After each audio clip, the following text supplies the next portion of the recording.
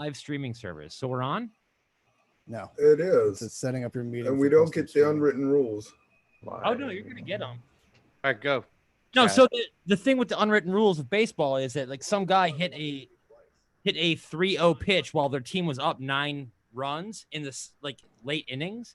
Mm-hmm. And apparently that's a no-no. Like you don't swing at a 3-0 pitch. It's a sportsmanship thing, though, more than I think anything. Well, But yeah. Okay, here's my stance on this. Is if you don't want somebody to hit on you at 9-0, play defense. Or throw a better pitch. It's like Ray Kroc said, if they're drowning, stick a hose in their mouth. Did Roy Kroc say that? Yes, he did. He did. We're talking the founder of McDonald's. Yes, he said if the competition's drowning, you stick a hose in their mouth. Oh, it's the competition. I thought you Oh, were okay. street. Like, yeah. But, I mean, another team could score 9 runs in an inning.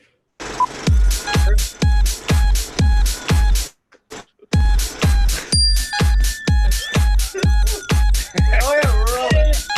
We'll get it. Hit it! So fucking typical, I don't know what to do. I'm on the Scotch and I'm feeling kind of woo. Think you're scary, but I don't know what to do. Got your boo, cuckoo, ka-choo. Hey!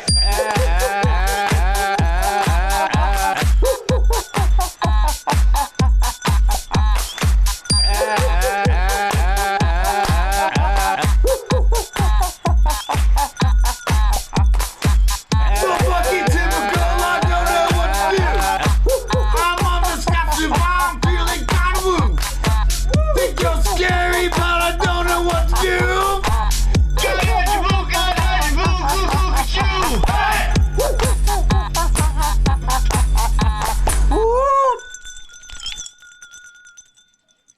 Welcome back to season 2 of The Lot. Man, I am so glad to be back. Holy shit. Yeah, me too. Me too, Wook. And I just want to point out that Skoy is already in the chat on YouTube saying I'm already hungover. Of course he is. So 2 weeks off. Hope everybody rested up, ready for some wookery, some fun. How's everybody doing? I got worse. Yeah, I man. think the last 2 weeks, like my health has really deteriorated. Like I thought it would be a good, refreshing thing for us to take a couple weeks off, but I think I got worse personally. Kev, what about you?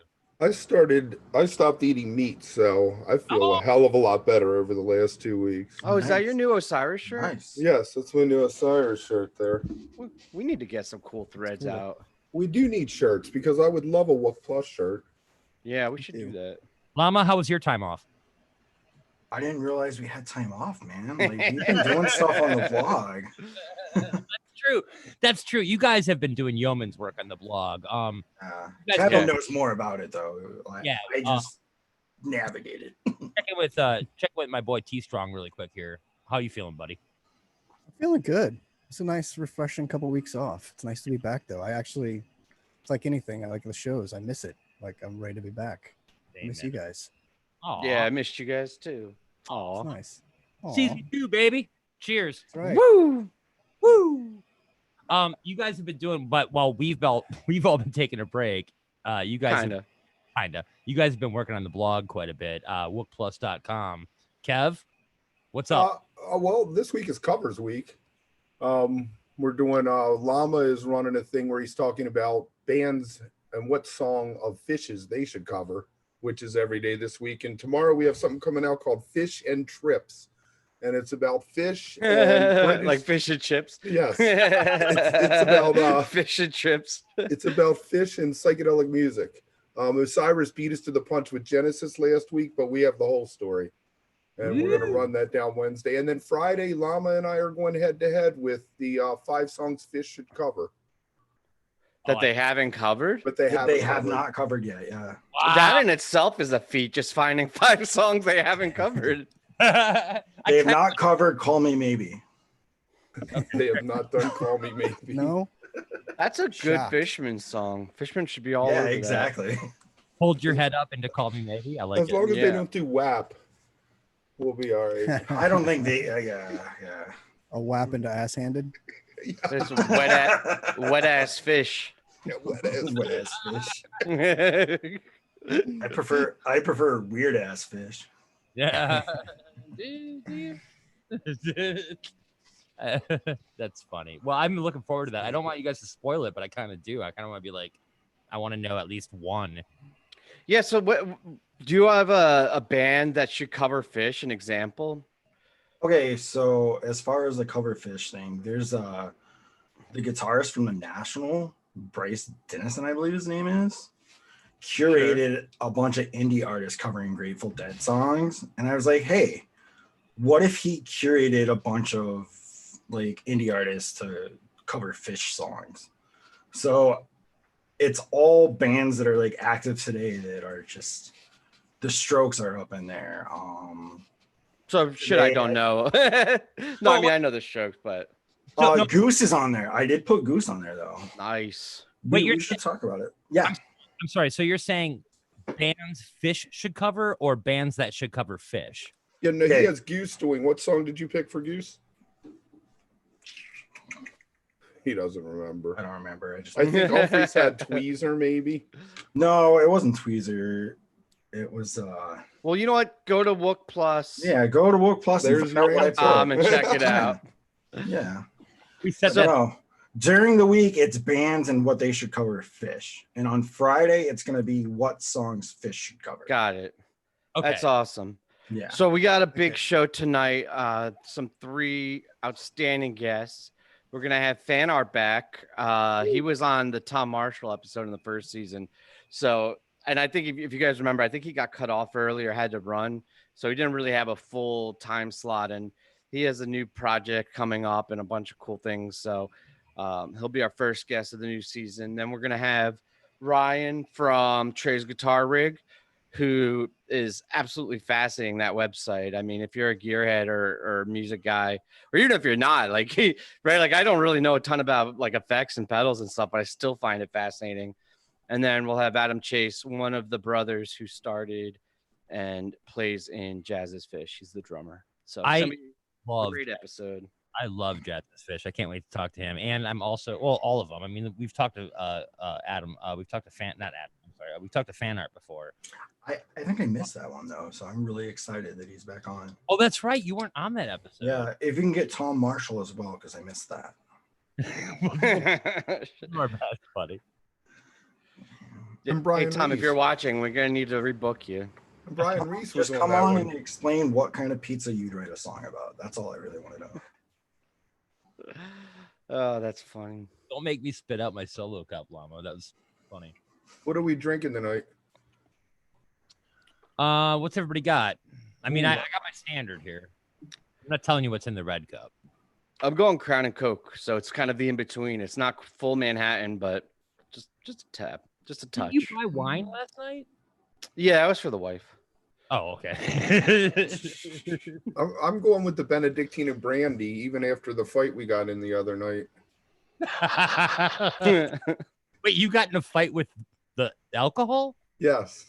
Kicked my ass. I don't even remember the fight. I woke up and I was hurting. I like the sifter you got going there. Yes, Very- yes. It's That's the classic. fanciest thing Kevin owns. I feel like you need to put on some Steely Dan and Yeah, exactly. relax. The snifter's a little classy for a guy who's about to crash out on his couch in 2 hours.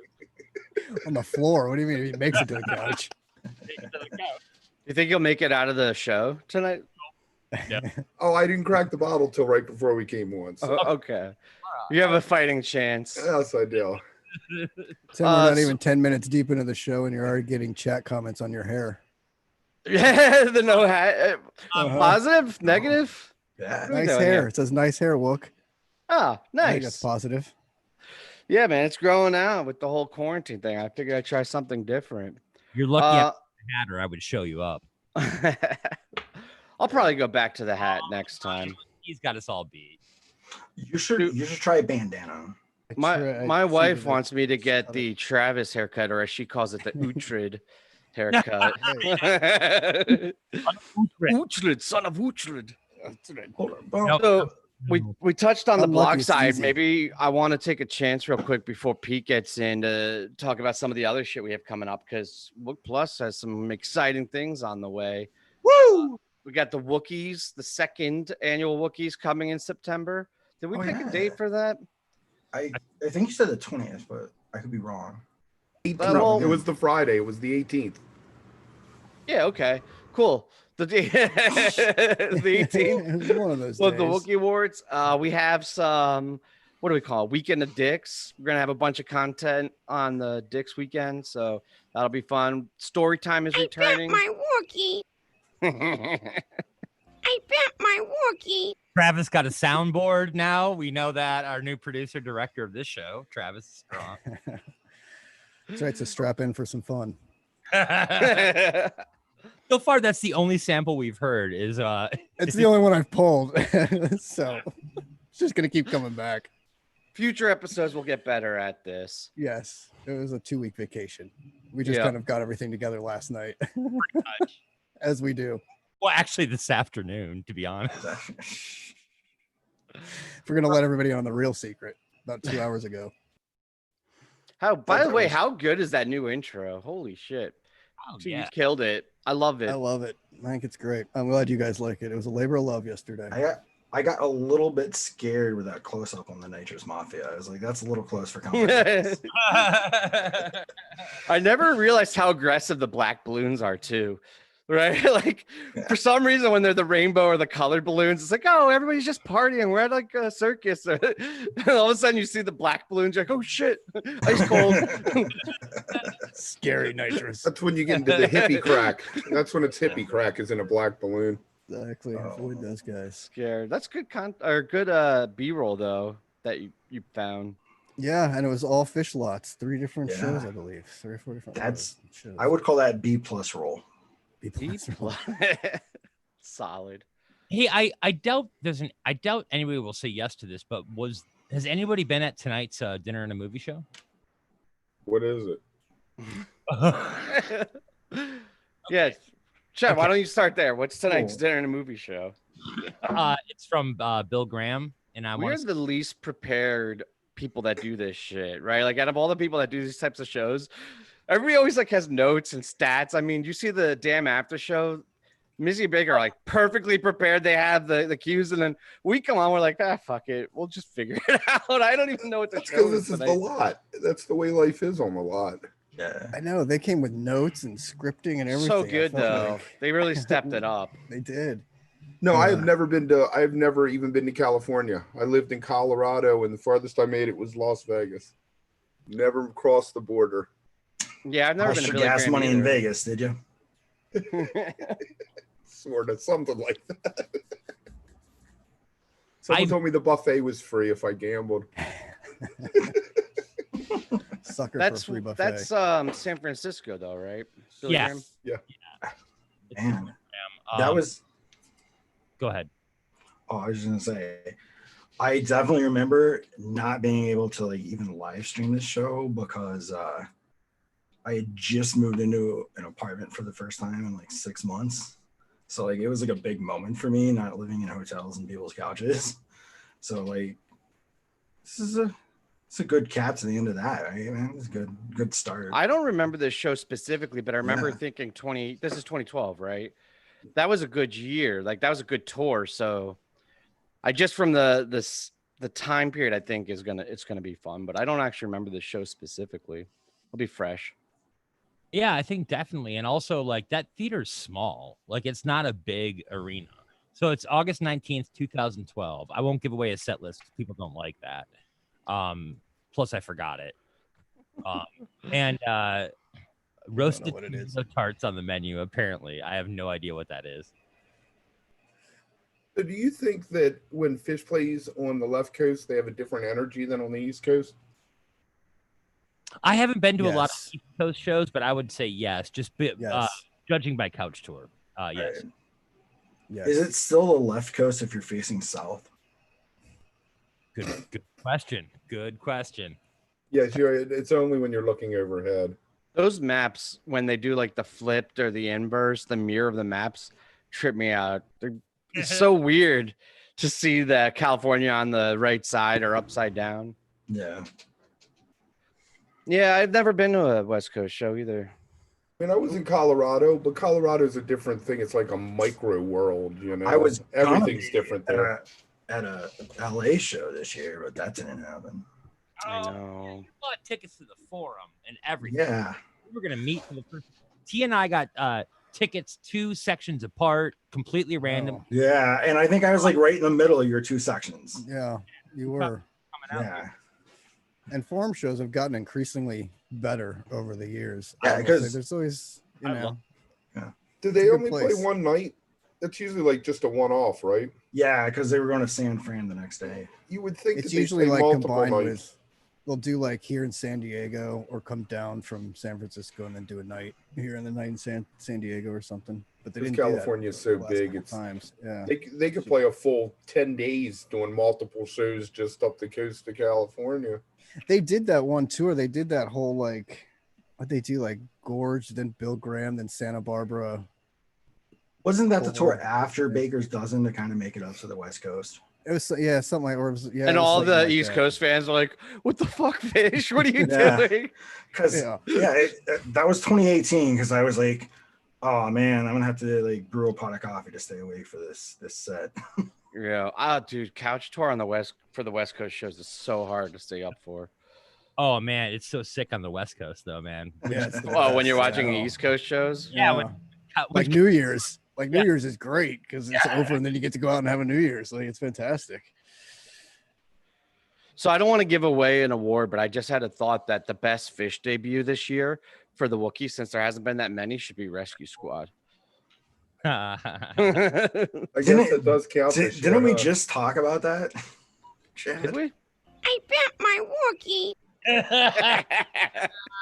I gotta bring up the Wookiees now just for that drop. It's perfect. I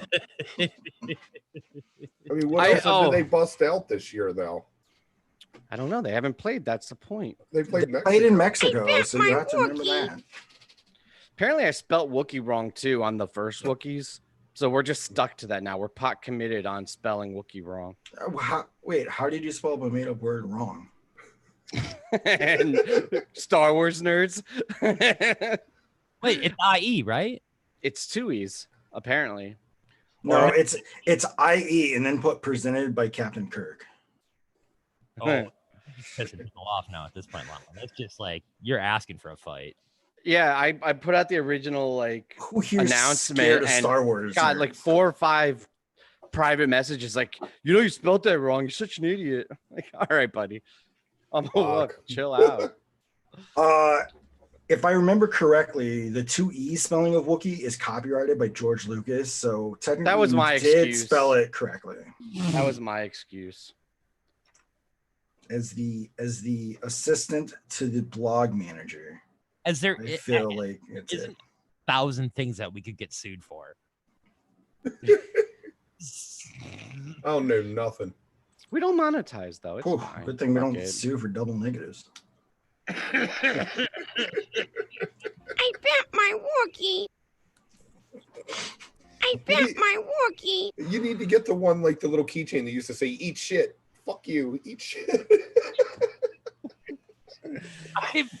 I'm fully prepared to deal with 2.5 hours of Travis dropping the "I bent my Wookie" sample. Don't become a page. It'll be over after today. Okay, but next week we need a couple more. That's gonna be our Keep it fifth friend fresh. into rock. We'll get a new Ralph Wiggum quote for next week. And the chat, the spelling for Wookiee was brought up WOOKIEE. What? Yeah. What? That's No, what I like said. put 2 E's at the end of it instead of just one, like you do. Yeah, that's what I said. But you That's the didn't- correct spelling, but that's not what I did. Oh, And I that's thought what you, I got I yelled thought you at for. replaced the I with the E. No. Oh, it was 2 E's. And went double E's. IEE. IEE. Hey, so what are you guys going to be talking about on the lot tonight? I don't know. I figured we just debate the spelling of Wookiee for about 10 minutes. It'll be all right. Hit it, Trav. Welcome back. Welcome back. Man, I really forgot how boring this show is. Why did I tune in to watch this shit? Oh, yeah, that's right. The guests. Yeah, Yeah, right. Pete's going to be a few minutes late, too. So we're That's just gonna... fine. Also, after the dinner and a movie tonight, don't forget to come right back here to Wook Plus. No, they're not. You're Not not tonight. doing the damn tonight. Not tonight. There's no damn tonight. That was So my don't bad come for not back. giving you that, not spreading that out. Like we were saying, tune in next week. Tune in. Yeah, exactly what Chad was saying. Tune in next week after dinner and a movie for the damn after show. with Missy and Baker. They're not doing it tonight, really? No, I can't blame them. I mean, season 2 premiere of the lot, and you don't want to get burnt out. And I don't know. It's late, dude. It's a whole different beast. It is. It's tough. I'm they've impressed done they do it. They have done the work of champions, man. I've been watching that show, and I'm like, I don't know how you're doing it right now. I have no idea, because by the end of Dinner and a Movie, you know where I'm at. Well, T and I were actually on there we were producing both shows. So we've been there the whole time. Like, their pre-production is amazing. Like, they send us emails during the week of what they want to do, and like they have a whole list out for the show, and Tim and I are looking at it like, we don't do any of this. Didn't we decide to not do that though? Yeah, well, that's what I'm saying. Like, and look at what we had a vote. But it's moments like this I wish I had a bit ready. We had something, exactly. Oh, I got a Pollock. Oh, cool. Oh, here we go. I want to see your Pollock. All right. One of my most prized possessions now. The time we would do baseball cards. It's AJ Pollock. Is that an unspoken rule baseball card? Oh, I don't know, buddy. I ordered it off eBay. I was looking for a fish Pollock, and this came up on eBay, and I was like, well, it's $1. I guess that's about what I can afford. It's like when you're 16 and you're like, Mom, Dad, I want a car, and you open up like a Hot Wheels. That's pretty much what that card was like. Yeah, right. Yeah, my poor kid, she's 17. I'm going to be 17. She wants a car, and I'm like, oh, baby doll. She's been so nice to me the past couple weeks. I'm just like, yeah. Did you find out that's what it is, that she wants to get a car? Well, every once in a while, she's like, yeah, I was looking online, and I found this one car, and I'm like, yeah, 3,000. I'm like, wow. Then she could drive the little one around now. I no longer have to be a chauffeur. I don't trust a $3,000 car. That seems like that's right at that price point where you're like, what's wrong with it? Like if you're going to sell me a car for $2,000, I'm like expecting certain repairs. If you sell me a car for $7,000, I'm like, this motherfucker better run. $3,000, I'm like, what are you doing? But it's always good to have those adventure cars, I feel like, where you're like, are we going to make it to the show, or are we going to have to push it to a gas station?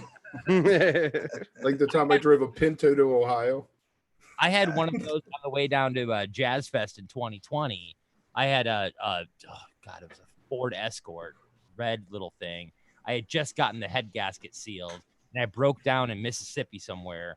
Oops. And me and my brother, tripping balls, had to hitchhike to New Orleans.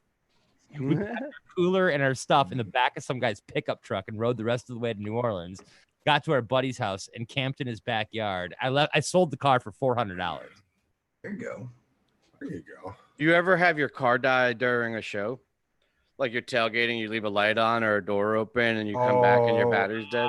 I had that happen at Bonnaroo. I was gonna say that's happened to me more than once, so I have to imagine it's fairly common. I did it at a softball tournament once. My kid didn't close the door, but there were a bunch of softball parents, so they were like, "Oh, we'll give you a jump," Normally it wouldn't be a problem because there's so many fans around and they're so friendly, but like usually I'm like one of the last people that leave a show. Like I wait until it empties out because I'm not like in a rush. I like meander back, and then everybody's out of the lot. I'm just sitting there in an empty parking lot. Like, oh, fuck, you got to go find a cop then. Yeah, right. And you're in no headspace to be talking to a cop. I got a problem with my car that I shouldn't be driving right now. It's like Merriweather. You're in like a mall parking lot too. So you're just like tripped out, hippie wear tie-dye in a mall parking lot in the morning. And like it's Sunday morning. The kids are going into the mall and you're still hanging out. Like one of my most heartbreaking things is that they built all that shit in what used to be the parking lot of Merriweather, all those buildings. That place is the coolest place to hang out. I forgot about that. Now you have to get their assignment before you even go. Like you have to get your parking assignment. You pray you get that one that's close. Parking spots? They assign you garages. They have like 15 garages. So like A through whatever, P or something. And when you buy your ticket, you get assigned a garage, I think. Or you need to get on there quick and get it too, because there's one parking lot that's otherwise it takes you 5 minutes to walk. The rest of them, I could spend an hour telling you parking lot stories of me. I was gonna say, if we're gonna go with parking lot stories, like there's like as you guys were talking, I had like 1,000 parking lot disasters go through my head. Well, it is the lot. I mean, it doesn't. Why not? Where else are you gonna have a chance to tell this story? I'll tell you the. I like Baker's attitude on this ground score opportunity. Oh, that's true. Oh, God, you just reminded me of another fucking story. Pick one. Pick your favorite. Okay, my favorite. Ventura 97. This better be good. We met this kid before the show, and he had a quarter pound of mushrooms on him.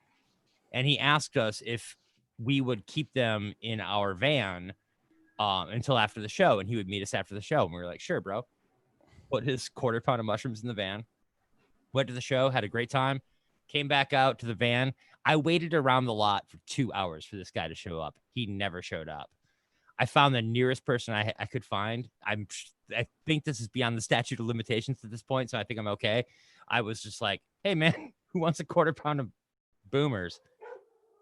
And that paid for my gas all the way up to the gorge and tickets and everything else. I shouldn't have told that story. You could have eaten. You could have just eaten all the mushrooms and gone to the gorge virtually. You know. I was covered on that end. I'm just gonna say I was covered on that end. These were, extras, if you will. It was 97. Come on, guys. I found $600 cash and 4 tickets once in a little Guadi pouch with no ID or anything else. I picked it up, stood there for a half hour, and. Kev, you should have interrupted me and told that story because it would have got me off the hook so bad because it's such a better story. And it turns out one of the tickets I ended up with was a front row seat at Giant Stadium, which fucking sucked because everyone jumped the wall and went to the front row. So I lasted like 3 songs before I got out of there. For the Dead? Yeah, for the Dead with Sting opening in 93. Oh, no shit.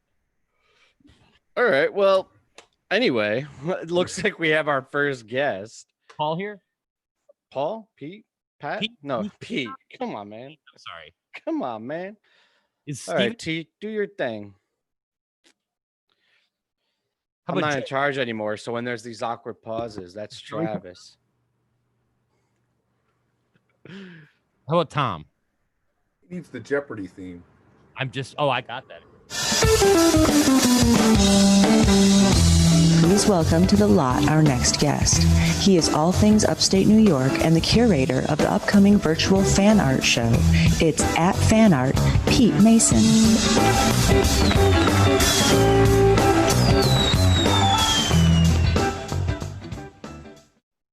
Yeah. Did you let him in? Oh, no. He's admitted. There he is. Oh, God. There he is. Hey, he didn't see his intro. Play it again. Hey, everybody. Hey, Pete, Pete. man. How are you? Hey, I think you have to mute your YouTube. You have your YouTube open? Me? No. Oh, somebody I had an echo. I think it's you. Who has the echo? All right. We all have the echo. Anyway, I'll ignore the echo. So, P, how's it going? Welcome to the lot. Welcome back to the lot. I'm glad you agreed to come on for a second time. Yeah, for sure. Yeah. I had to cut that short unexpectedly, but glad to be here for the full session and stoked for tonight. I honestly don't know anything about what they're playing at this show, and kind of glad to have that streak been going. So it's kind of a big surprise. I'm sure there's a Golden Age or a Sally or something. It sounds about right for 2012. Yeah, there's some tucking, I'm sure. Yeah, we were just talking about that. I don't think any of us know what to expect for this show, so it should be a fun night. It's a good year, though. Is anybody there? I don't think so. No, not on this one. I think we've had somebody at every show except for the 89 one, but not tonight. But you've been keeping busy. You just got a lot coming up, a lot of things going on. You want to maybe tell us about your new what is it, the virtual project, the virtual fan art? Yeah, we got a virtual fan art show in the works, aiming for it to launch this fall, and it's going to be, if you could just take a regular fan art show and just get it all online, but expand it and have a few more artists involved, that would be what this is, and that's what we're planning to do. So eventually it's going to be kind of like one-stop shopping for everything, fish and otherwise jam related, kind of in a Shopify Etsy way, but in its own, with its own unique twist and flavor and variety. Is it event based, or is it like an ongoing open digital retail? It's an ongoing thing. Once we start it, and then artists can join and then become part of the site. You can go around shopping from various stores and just check out once, kind of like Amazon. Hence, Jamazon is where we're hosting this. Oh, cool. Yeah. You'd think that website would be hard to get, but no, Jamazon.com was available. It really is. Well, not anymore. I mean, we have right. And he even got the trademark for it, which kind of surprised us. We thought he'd get a fight from Bezos, but yeah. He don't care, man. Ever since this quarantine started, he's up like what, 38 billion in the last 3 months. Yeah, he's making back all the money he got lost in his divorce like that. So really fast. All the money he lost off of missing out on Jamazon. Yeah, it's just, I'm buddies with the new Bezos here, so I'm good. So are you still like accepting? Is there like an application process for vendors, or I guess you're starting? If anybody's interested, they can just reach out to me, and I'll shoot them over some details. But it's a pretty cut and dry deal. It's very similar to the regular fan art shows that we have. We're just doing it all online, and they're gonna have to handle their sales. We don't take a cut of the sales. There's just a flat rate and a little processing fee, just like you'd find everywhere else. But we keep it affordable, and we're gonna have an amazing promoting team working on this for many months to come until we're back to normal. And then is this something you've been having in the works for a while, or was it really just kind of sparked from the change of pace in the pandemic and everything? Like it was, oh shit, I can't do my live shows anymore. Now what do we do? It's kind of been on the back burner the whole time. Is that the? Oh no, that's something that Kevin made. It's how do you the Genome Project? Yeah, I called it the Fish Genome Project. Yeah, what is that? I feel like I've seen that. Well, I tell you, it's art. It's a family tree. It's a family tree, so you've seen family trees before. It breaks down all of the side projects of Fish, so all of their like Vita Blue and Tab and all that. Back in 2000, 2001, 2002 or so, I think that was when my buddy Mike DeVoli started something like that, and he got dinged by Amy for selling it. So he stopped after they came back in 2009, but it had every one of those, and I'll grab my sweatshirt in there that has it, but it's insanely updated. And now I wouldn't imagine it would be just, you'd have to stretch around both sides of the shirt.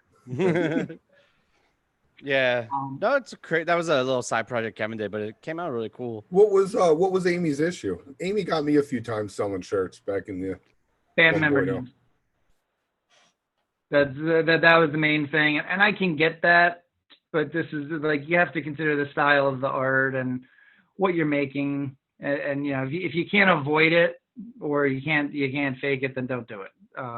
But this was a cool thing, and it was early on, so it was cool. What is it like to get busted by Amy? Like, what is that experience like? I was selling Gamehenge stickers at the Clifford Ball that said University of Gamehenge, and she came up and she was like, "Let me have that." And I gave her the couple I had in my hand and took off running because I had like 100 of them in my backpack. Gamehenge, they were super sensitive about too. Mm-hmm. But I mean, as I understand it, that's how the whole Water Wheel Gamehenge fundraising started. Was Amy would just give them whatever stickers she's confiscated from Kevin, and then they would sell it and use the money for charity. So, Kev, you're actually kind of like, way to go, man. Oh, man. Thank you. Owed some money, Kev.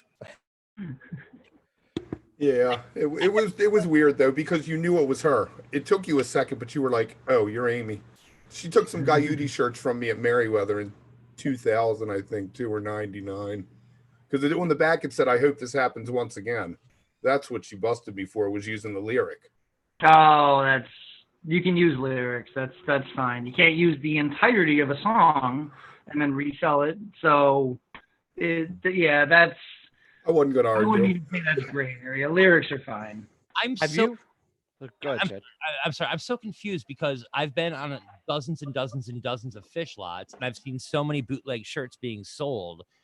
Like, I'm still puzzled by Amy going out there and being a narc in 2000. Well, there's a difference. I think there's a line that people cross, right? Like, you can use certain innuendos or loose references that aren't trademarked, like a line from a song or something that's like, like an ocelot, right? Like, they don't trademark the resemblance of an ocelot, but you can't say game hens, you can't say fish, with the PH, you can't say Trey Anastasio. Like, and I actually, that was what I was going to ask Pete is like, you're probably turned into like the expert on this, right? Like you are like, have you had any run-ins with Fish Inc? Like, because you published not in like the bad way. Like, I connected with them. It was like 2005, and I was like, hey, I'm starting this fan art project. And they were like, all right, good luck. Let us know, please avoid, anything copyrighted, but they wouldn't go into detail. And then I told them I have a mock-up of this. I'd like to show it to you. And they didn't really want to deal with it. So I got a intellectual property, music, copyright, that kind of lawyer. And he was fantastic. And they were like, all right, well, come on up and to Vermont since you're so close, and we'll go over what you have done and we'll talk about it. And it was me, Kevin, and Beth, and my lawyer, and they just kind of went through the 100-some pages that I had mocked up of the book. And this is 3+ years before. This is like a year or so after Coventry. So they were receptive, and they just very kindly said, when you have a completed book, let's talk. But people have tried to do this before, and they've never come back. And I have no information on who else was doing this. I've always wondered if that person would come out of the woodwork, or maybe they just had the idea and it fell apart. But I went up there Valentine's Day 2008 again with my lawyer, and they looked it over, and we basically X'd out very few things from the book. And that's an official thing, like official things I didn't know were official. And they looked at the scope of it, and it kind of got the non-blessing of, yeah, go ahead, go publish this. And we finished it, and there's no logos in it beyond, there's a shirt that's sold in Israel and like Tel Aviv or Jerusalem. It's got the fish logo and then the reverse of the fish logo in Hebrew on the inside, and they're like kissing. So that I always thought, I was like, oh, wow, that's kind of genius, and it's only sold over there. So I put that in, and they got that, and there really weren't any logos, a lot of band member likenesses, but we try to discourage that now. So even if it's like a cartoon, like you see the 8-bit stickers that they put, I mean, I think that actually comes from Fish Inc. But even like when you say resemblance of the band members, that's a no-no. Yeah, you shouldn't go for that. And a certain artist did a poster for Mexico at one of the years they were in Mexico, and there was like you can think of Mayan art and how it's very blocky, and they basically kind of took like in this totem pole type thing, and those 4 boxes would be not like the direct faces of the band, but kind of like a little bit of an artistic enough character. To that like the red beard and red hair with the glasses and it was hidden. It wasn't like the main thing. It wasn't fish in Mexico with. It was subtle, but that was you don't do that. So the general rules I tell people are don't use the logo, don't use the name, don't use the band member's likeness or name. And that's kind of gone for, some other band fan bases, if not the bands themselves, have kind of co-opted those general rules and guidelines. And Twiddle was one of them, and I was surprised. There's an article on fan art about creating smart art that I wrote a long time ago saying, what to do and what not to do. And as Twiddle was blowing up, their fans looked at this as a reference, and they avoided putting twiddle on their stuff and didn't make a pin out of a holly or didn't put a poster together with, all of their names on it. And that was kind of cool and made me pay attention to twiddle, because their fan base is growing to the point where they're making all this kind of art and they need some guidelines that says a lot about that band and their music. So all other bands have followed it. Goose tries to gently urge their fans instead of, you don't want to push anybody away at that phase of growth. Right. It's like that fine line, especially when you're coming up and you want to encourage fan engagement, right? And that kind of like hardcore fandom that defines our scene, but you can't, you also have to protect your business and your property. I didn't know about the likeness. We've done some things on our channel. Like, I mean, we don't monetize or anything. And like, it's video and fleeting. It's not like public, things that we sell, but we've done a couple of things with, cartoon versions of the band. That's kind of like tongue-in-cheek fun shows, but I don't know, it'd be worth considering maybe backing off of that a little bit in the future. There is an artistic aspect to them. Like, I know that like Stupendous Creations has a silhouette of the four around a microphone, and I think that goes back to, I want to say that goes back to like 2013, and I have a Miami 14 shirt from it. So and it's just a silhouette of them. You don't know who they are, and if I show the picture to all of you, you'd figure it out. But if we just showed it to random people, they would have no idea, which is kind of a good litmus test of what is this. But if you have just Trey's face on a shirt, you're lazy and you shouldn't do that. But this is simple enough, and it's the imagery is iconic enough where you have to be in on the joke to know it. And they never got the donuts either. That's the other, because I've seen the silhouette ones, and the only thing that gives it away is on Fish will be the dress with like the donuts cut out, and that's like the one giveaway, right? That one thing they never got, which I think they wanted, right? Like, I'd imagine they would have wanted that. I think they tried to make an effort for it, and it was a proper, strategic legal move.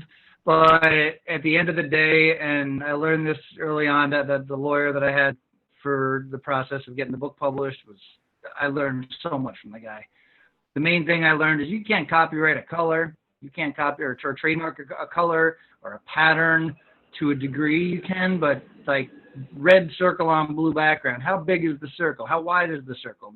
What Ghost Llama has behind him may be a logo he found, but there's a completely different one on a pair of Fishman boxers or a Fishman towel. The glasses or any other number of things they've made. What's the radius of the inside of the blue circle there? Like actually, the one Llama has, I don't think is. It doesn't like the official one at all. Like, it's very very unofficial looking. Spaced out now that I'm looking at it.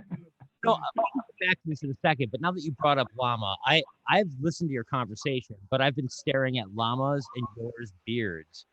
Llama and Pete, your beards, this whole time, and I'm trying to decide whose is better. And you know what, Wook, you're in this too. You got a pretty sweet trim going on right now. So I actually got it tighter now. I cut it down, but I like Pete's. I'm going to vote for Pete, I think. I'm going to vote for Pete because he's the guest. Yeah, it makes sense. Thank you. I can't vote for myself. I'm going to vote for you, Ghost Llama, because that was something very well neatened up, and I'm kind of still working on that. First beard I've had in like 12 years, and that first one wasn't anything to write home about. So are you going back to school, or are you probably for just a couple of weeks? Yeah. Yeah, right. Yeah, we're the only thing that gives me hope out of this is that the general consensus between the teachers in my building and staff and admin is, for as long as we're in school, we have to teach the kids how to learn online. Like, we don't have to worry about getting them into the first book or that's a good point. Unit.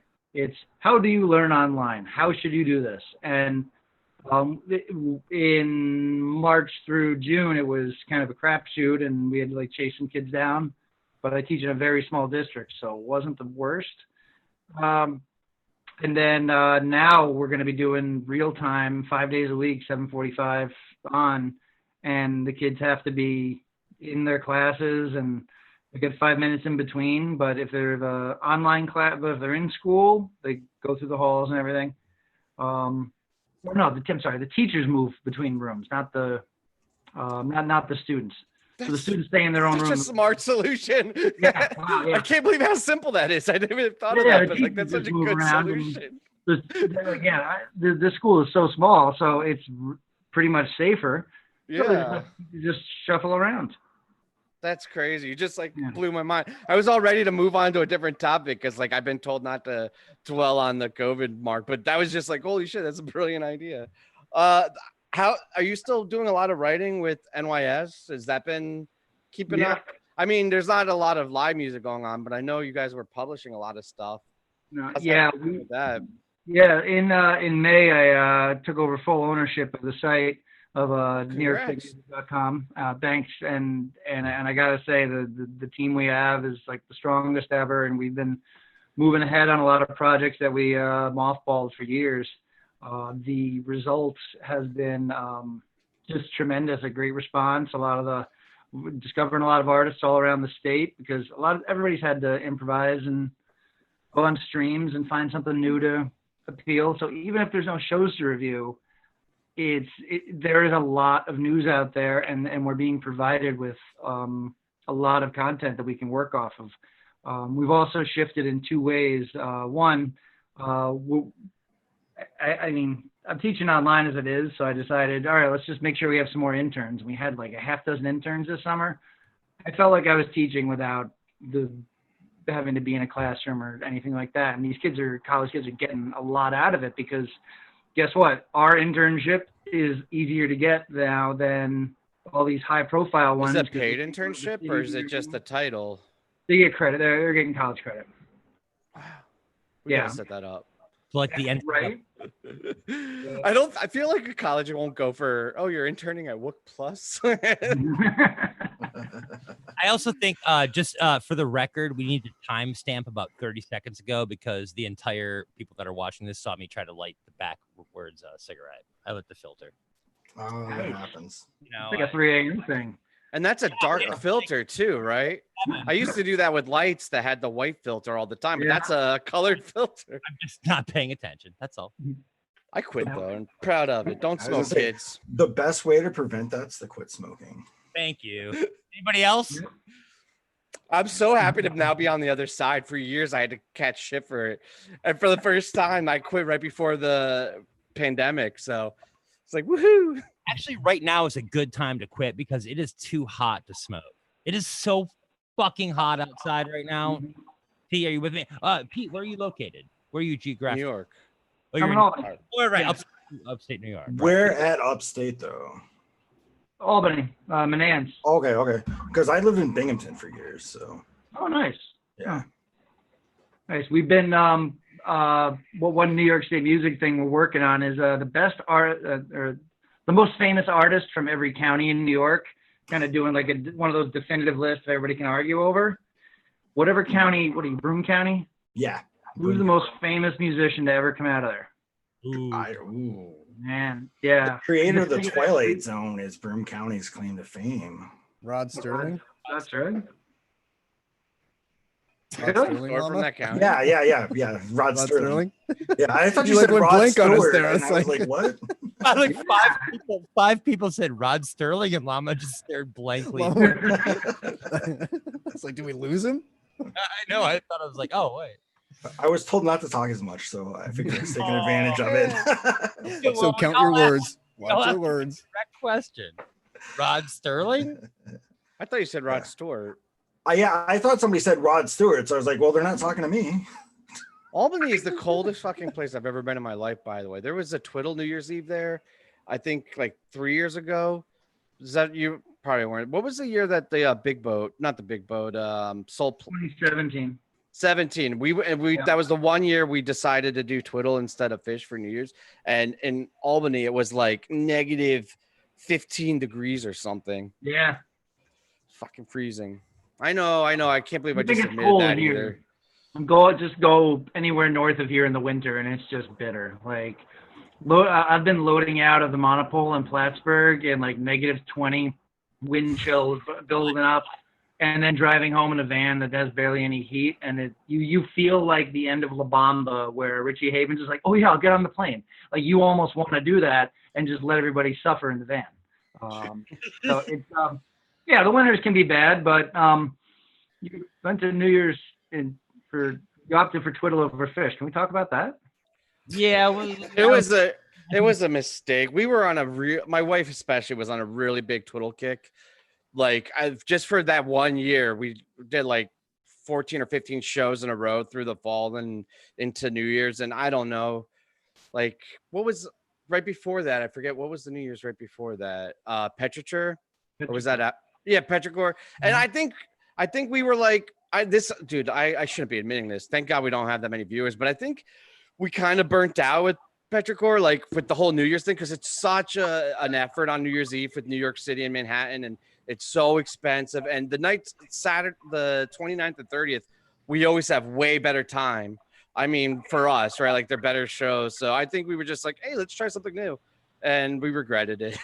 We've done Mercury and Rescue Squad since. Like, I don't think we'll ever go back to that, but it was fun though. Twiddle laid it down. They had Country Horns and Marcus King band.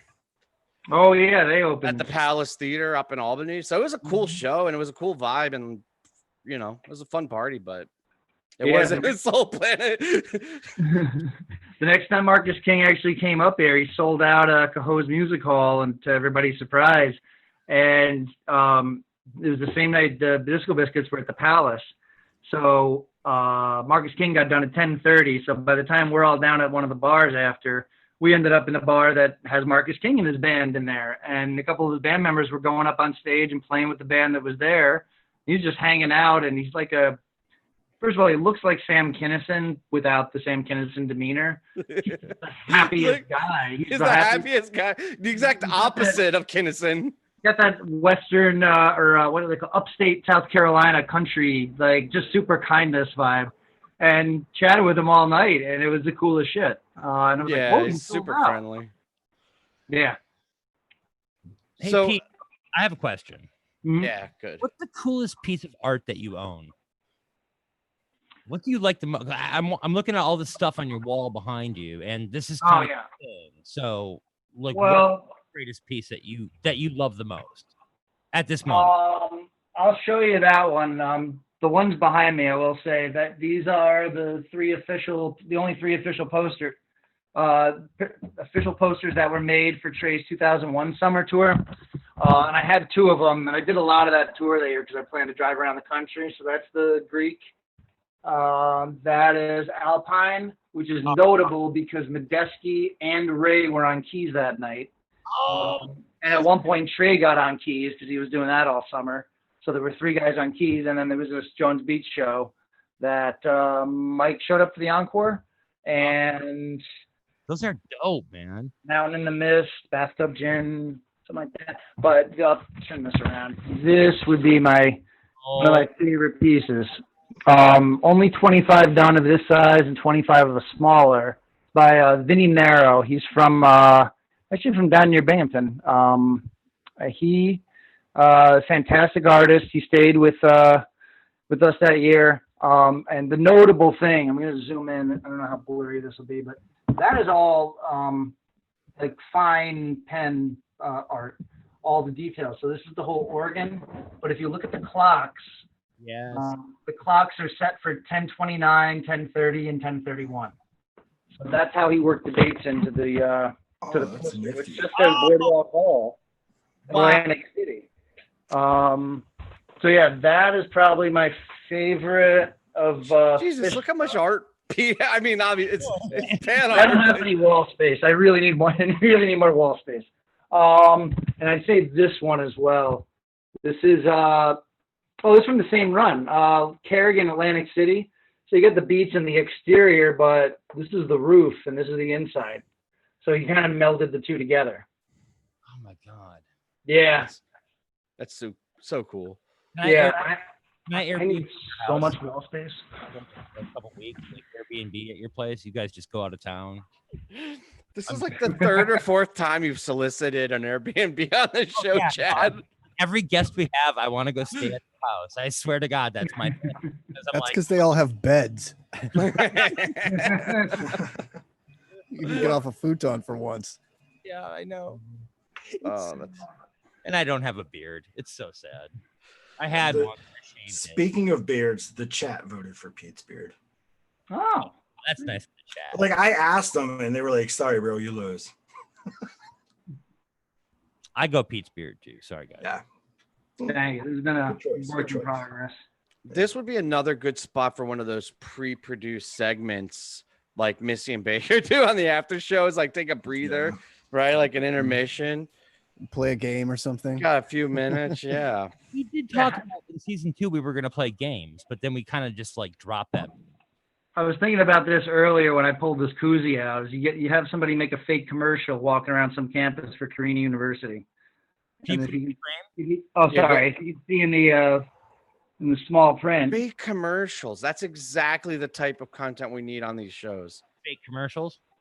Carina University. All right. Yeah. I like the bottom. I do like that your thesis is full of shit on the bottom. Okay, I was gonna say, what did it say at the bottom? Oh, your thesis is a load of shit.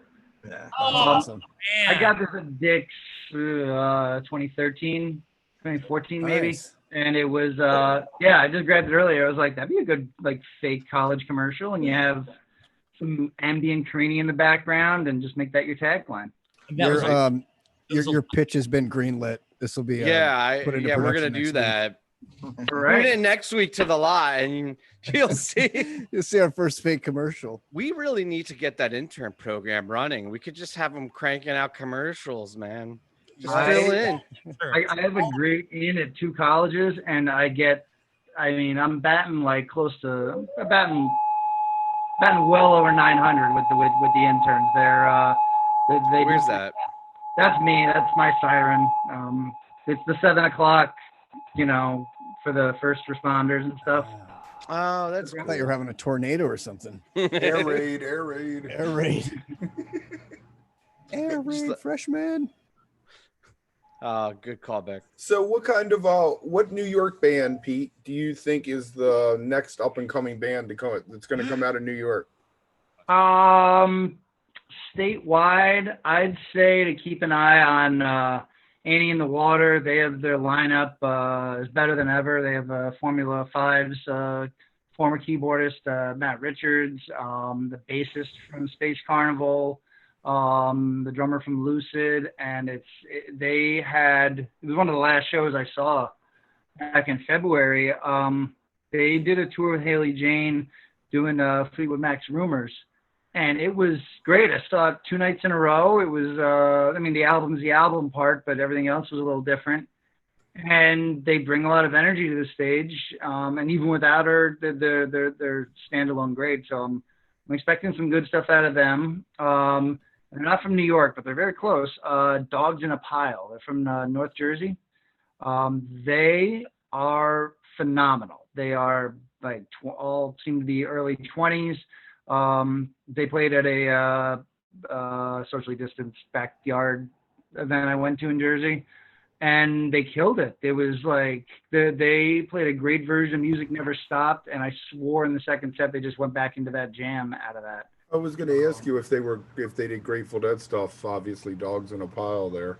Yeah, that one. Yeah, I think that was the only one. Everything else they did was just happy, good, upbeat, interesting. If you want to check somebody out who you're probably going to be going to see, probably opening for Goose in the next year or so when music comes back.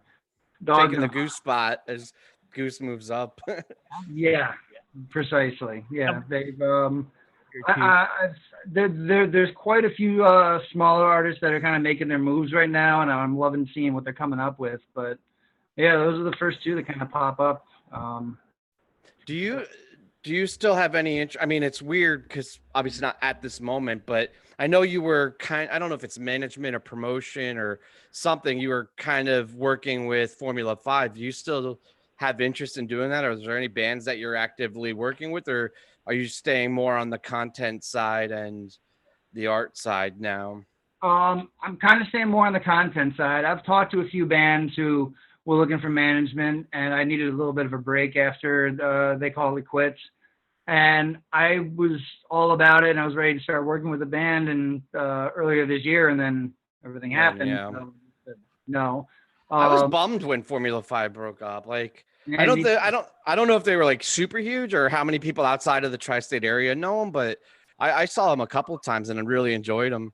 Yeah, they were doing really well, and I gotta say, like, you know, as the manager and the guy who kind of coordinated everything, we probably overdid it and played a little bit too much. And there were some tour dates that I'd scrap or tours that I cut back on.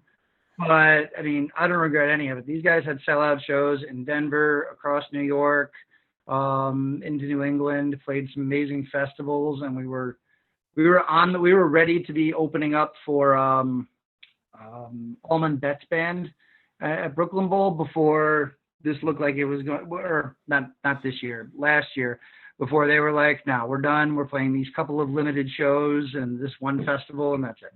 And they just burnt out. I'd say it's like that. Yeah, it was just varying levels of commitment. Like, if you want to make it, like for every goose that makes it, there is a greener grounds that doesn't. And does anybody remember greener grounds? No, but I agree with that. Yeah, exactly. Yeah. Yeah, I'm trying to like think of like so many other band names, and there's like one that opened up for Humphreys one time, and they swear they broke up 2 weeks later. Right. Like, you made it, guys! Keep going. No, yeah, you're right there.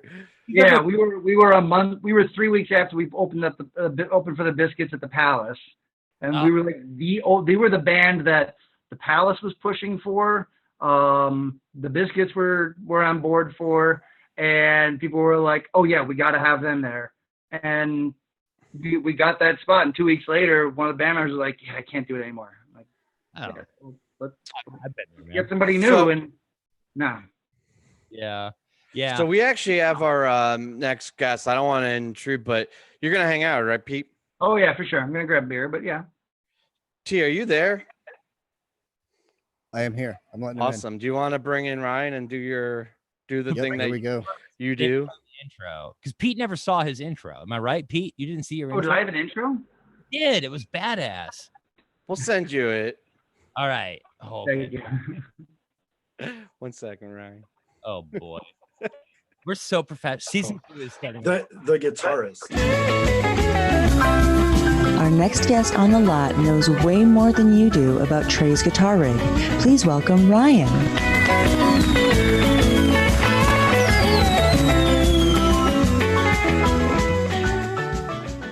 Ryan, welcome to the lot. Thank you. Thank you guys for having me. Oh man, I have to make a confession here. You are the first guest that we've had that we really didn't know how to pronounce your last name, so we didn't even. So, can you tell us how to pronounce your last name, please? Yeah. So I say it Chicheri. Oh, that's hot, dude. Chicheri. Is that how the what is it? There's a dessert that's called that, right? I think so. An Italian dessert. I don't know. There could be. The Italian word is chiacchiere, which means like bullshitter or chatterbox. Perfect. Ryan, sorry, I was gonna try to ask you all these questions about Trey's guitar rig, but I have to just pause for 1 second. You got a radio, man. Like, you got some deep fucking thunder pipes. And I've always wanted to do this. This is my dream job. Oh my god, dude. I've toyed with the idea of doing a Trey's Guitar Rig podcast over the years so that I could use my radio voice if I have one. But you want a show on Wook Plus? I know a really awesome YouTube right channel. Now, just that's your audition right there. I will produce it right now. So the damn after show we booked on the finale of season 1 and the Trey's Guitar Rig show we're gonna book on the premiere of season 2. Yeah, it's awesome. We'll talk. The question has always been how many podcasts can you do about one man's guitar rig? You could do year by year. You got 20 some years that he's been playing, or 30 if you want to count his solo stuff. Great way to help us write. We're gonna write. We got this, dude. Come on in. Come on. All right, we'll talk. We'll talk. Do it. So how did you get started with this Trey's Guitar Rig project? let's see. So I've been kind of keeping mental notes on this for 20 something years in my head. But I didn't really, I came into a period maybe 3 or 4 or 5 years ago when I just had a little bit of extra time. I just changed jobs and I was like, this is something I've always wanted to do. I'm finally going to do it. My brother is kind of my internet guru. He's real big into tech, and he had reserved the website name for me a while before that. And I was like, you know what? I've got the time. Let's do it. So we went back and looked at a bunch of the old, they posted on their media page at fish.com/media, a bunch of high definition photography and videography starting in 3.0. So I went back and started with that stuff. And then it grew gradually over time. I mean, it's gotten really extensive now, especially with these webcasts. Like they did 94 a couple of weeks ago, and I built out a whole 94 entry that I just posted the other day. I have a dumb question. How good are you at guitar? Like how do you shred? Are you good? That's hard to answer for myself. I play guitar. I played in a band. I played lead guitar in a band for a lot of years. We did a lot of Fish cover stuff, so I learned a bunch of that stuff. You got to be good. I mean, if you can, good enough to cover Fish, right? Like, what was the band's name? The band was called Cannonball Coming. There's still a website up there, cannonballcoming.com. Wait, Cannonball Coming? Yeah. CUMM? Or no. Oh, come on, man. Family show. Come on, man. It's a Caddyshack. It's a Caddyshack reference. Cannonball. Yeah. It was the first thought I had. I was like, wait a minute, Cannonball Coming. That's good. That's deep. That's nice. It was fun. It was a fun band. We did that for like 6 or 7 years, and then I was in a couple of bands after that. So yeah, I play a lot. I play in a band here in Colorado now. So I've been doing it for a long time. I mean, 25 years since I was 15 or so. So I've gone through phases. Colorado? I live in Lyons, Colorado, which is about 20 minutes north of Boulder. Oh, you're north of Boulder. Yeah. You're up there, huh? Towards Fort Collins. Yeah, kind of right up against the mountains. So, we've got like mountains right out our back door, which is usually great. Right now, we've got some pretty serious forest fires going on out here. So I heard, man, that's a bummer. They blowing your way? Yeah, I'm looking out the window. It's quite smoky out here right now. So sorry. And there's ashes on the car every morning, kind of thing. What? That's wild. Yeah, which is rough, and it smells like campfire all the time. Right. We had that last year, Travis, right? Like that was last year where we had the really bad fires here in SoCal. We get them every summer though. They've started up again this summer. And same in Colorado. Like that, at least I live out there. It's every summer, man. Lightning strikes and just dry tinderbox shit. And yep, that's really bad. People sweeping the forest, we wouldn't have this issue. Oh, stop it, Travis. You lived in Colorado were you near No, I grew up in just outside of Denver, but I went to school in Fort Collins. I went to Colorado State. Oh, cool. That's a good town. No, but I grew up in Denver from like age 5 to 22, 23, something like that. I noticed how he said it was a good town and not a good school. What? It's gotten better. I think it's changed. I think it's gotten better. It used to be like that. It used to be kind of everybody that couldn't get into Boulder kind of either went to CSU or like Greeley, UNC. But now I think it's gotten it's a lot different. It used to be a big vet school, a big veterinarian school and stuff. I think it still is actually. Yeah, it still is. Yeah, it's like one of the best. Yeah. That fire is just the big fire that's causing all this smoke is just west of Fort Collins, Cameron Peak. Oh, really? Fire. Yeah. Oh man. Damn. Wow. I lived there. I lived in Fort Collins and Boulder for 2 years, and thank God there was no fires during that time. Yeah. Near either. How long have you lived out there? I got here in 2015, early 16. Okay. Yeah, so not very long. And I was in Boulder for a couple of years, and then met my wife, got married. Now we're up here in Lyons, a little bit more space, a little bit more. Boulder is expensive. Yeah, Boulder's pretty crazy. Yeah. Hey, Ryan. Yeah. Oh, sorry. I was gonna bring it back to the guitar rigs, but we can talk about Boulder some more. Go ahead. You can transition to guitar rig because I do want to get to that because I'm a tech nerd a little bit. Yeah. But did you turn off your ceiling fan for us? No, I didn't even think about it. Should it be on or off? Oh no, I'm just saying, like, I don't know if you're hot or cold or like you want the ceiling, you want some circulation going. No, I just you can tell Chad's warm or hot in California because it's like the third time he's mentioned fans on the show. You have a fan? Does everyone have a fan? I'm quite comfortable. Okay, good. Okay, good. That's all that matters. Thank you. All right. So, are you familiar with tonight's Dinner and Movies rig? So the rig from 2012. I have an entry for the 2012 Dick's run, which was built out. I believe this entry came from they did a 2012 Dick's for Dinner and a Movie, didn't they? Early on? I think so. Yeah, it was like the third. Yeah, it was one of the first ones. Show. Yeah, exactly. Fucking face exactly. show. It was a fucking yeah. So I based on that, I got a bunch of great photography. I'm just scrolling through it right now. But yeah, I have a pretty detailed entry for this show. They gave us some really good shots of the floor and all the pedals, a bunch of the stuff in the racks, of course, the guitar, speakers. Yeah, it's pretty.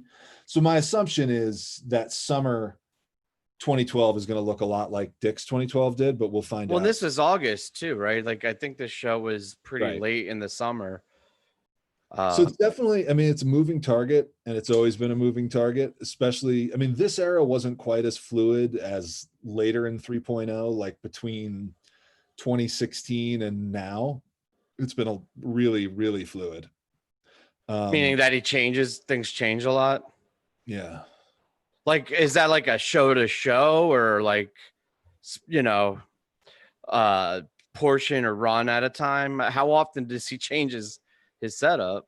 It could certainly be show to show. Yeah. So what I try to grab is like a snapshot. Maybe for some tours, if I have access to a lot of webcasts, I'll give a few snapshots from across the tour on the website. But it'll change show to show. The last we had joked about this. The last show we were going to do last weekend, and they had the 2018 show, and that was the show where they had me come backstage and look at all the rig and stuff up close and in person at Soundcheck, which was an incredible experience. But the night that they got there, when the band arrived, they were still having a conversation about whether or not they wanted that compressor in the chain, that famous Ross compressor that he always uses. It's like stuff like that can change minutes before showtime might be a stretch, but within an hour of showtime, that kind of stuff. Soundcheck. Yeah. What is a Ross compressor? Why is this famous? That was the pedal that everyone kind of attributed to his 90s tone to, was that Ross compressor, which was like a really cranked up tube screamer, which like would really boost up his volume. And then, but if you stick it into a compressor right after that, it squishes it back down. And so it gives this kind of like really juicy, squeezed kind of sound. That was that really like clean screaming lead from the 90s that people really liked. And those compressors were $25 compressors that no one cared about until everyone figured out that Trey used them. And then now you can't get them for under $500-600. And was Ross a knockoff of Boss? I don't think so. I think it was coincidence. I want to say it was kind of a version of a Dynacomp, I think, originally an MXR compressor, but I'm not 100% sure about that. I think it is just coincidence. Yeah. And it was not, he's not using that pedal much anymore. That's one of the things that kind of has disappeared in the last couple of years. It wasn't considered anything special until he kind of made it his own. I got in my life, I've worked at two different instrument shops, both of them private, Anderson Music and Mike Carey Music in Detroit. And I was a salesman, and I'm a keyboard player, but I didn't know any. Oh, drink. I'm sorry. I said I'm a keyboard player. We have to drink. I'm not supposed to say that. Gotcha. You don't have to. It's just us. But I used to have to sell guitar. I used to have to sell guitar pedals, and I would have to get my way through them. Like, right. I wish I would have known you 20 years ago, because I would have called you and been like, dude, what the fuck does a compressor do? I mean, like, I know now. I had to learn on the fly. But then, like, this thing, which just happens to be here on my desk, is pretty incredible. Did you write it? I wish I had. had. It says Tom Hughes right on it. Well, I got bad eyesight. Well, Analog Man is the guy who he started off building clones of vintage pedals, including one of his claims to fame is that he made a clone of the Ross compressor. Okay. When they got really popular. He also modifies Trey's tube screamers to Trey's particular specification. He's got this incredible website, Analog Man. You can buy stuff at buyanalogman.com. Anyway, he wrote this very cool book, which has been incredibly helpful to me in learning the backstory of all this gear. Do you cuddle with that book at night? Because it looks like you do. You're holding it very affectionately. Like it's important to me. I can tell. Like I can tell. No, it's the guitar. It's the guitars that I cuddle with at night, not the books. Are you a Gibson or Les Paul? I don't have any Gibson. Les Paul or Fender. I'm sorry, I said that wrong. Yeah, I don't have any Gibson guitars. I have the guitar that I've been playing the longest is a Paul Reed Smith from 1998 hollow body that I got because it was like at the time the closest thing you could get to a. So that's what the two guys from Goose play, isn't it? I think it is. Damn, yeah, the guitarist I used to play with played at PRS, man. It was beautiful and purple and sounded wonderful. I love PRS.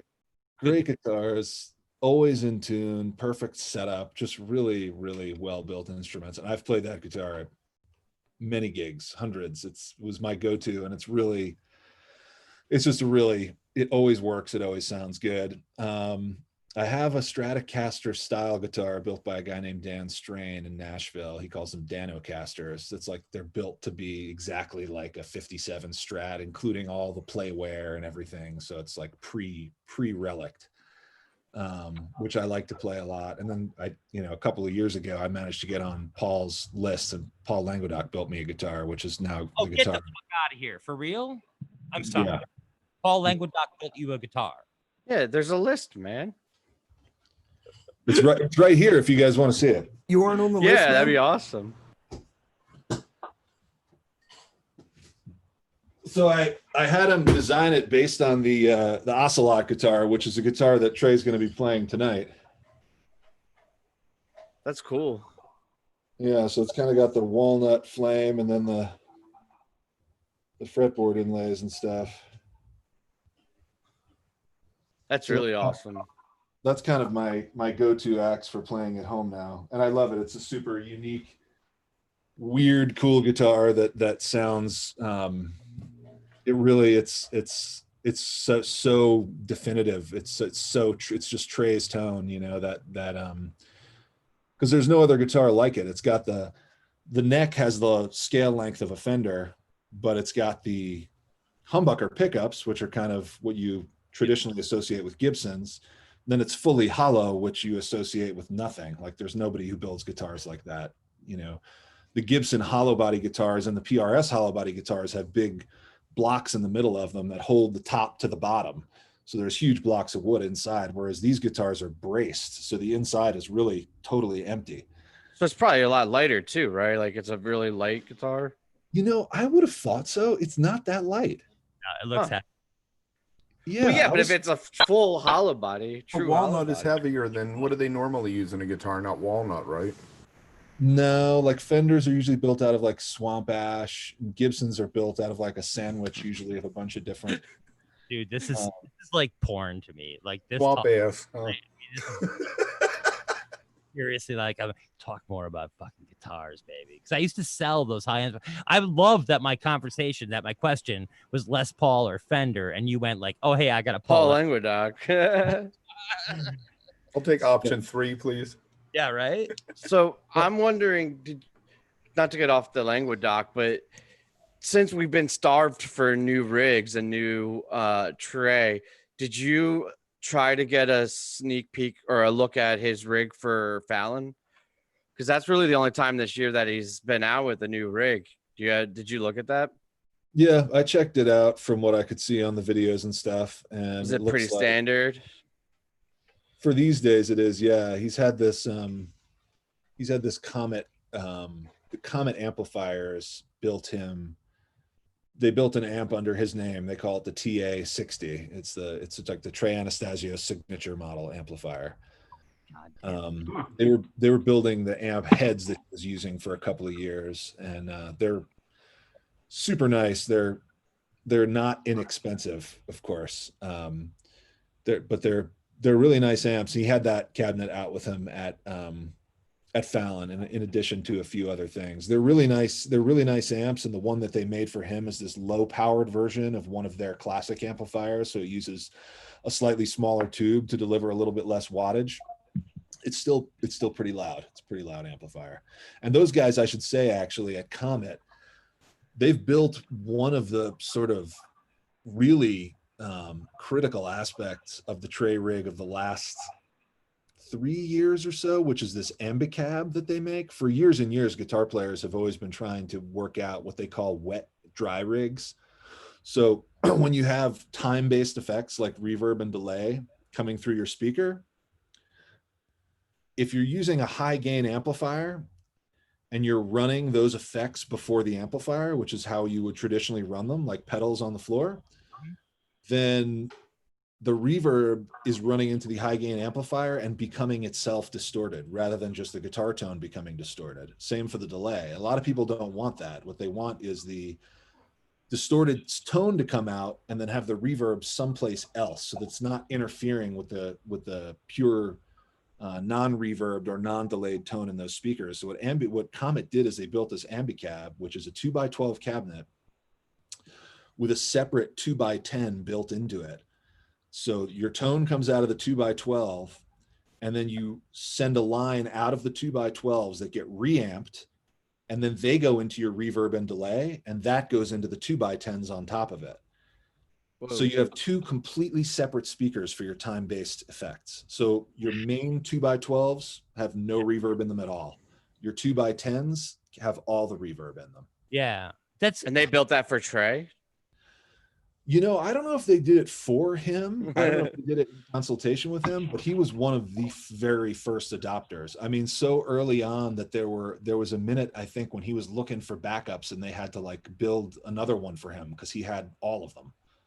There were only a handful out there.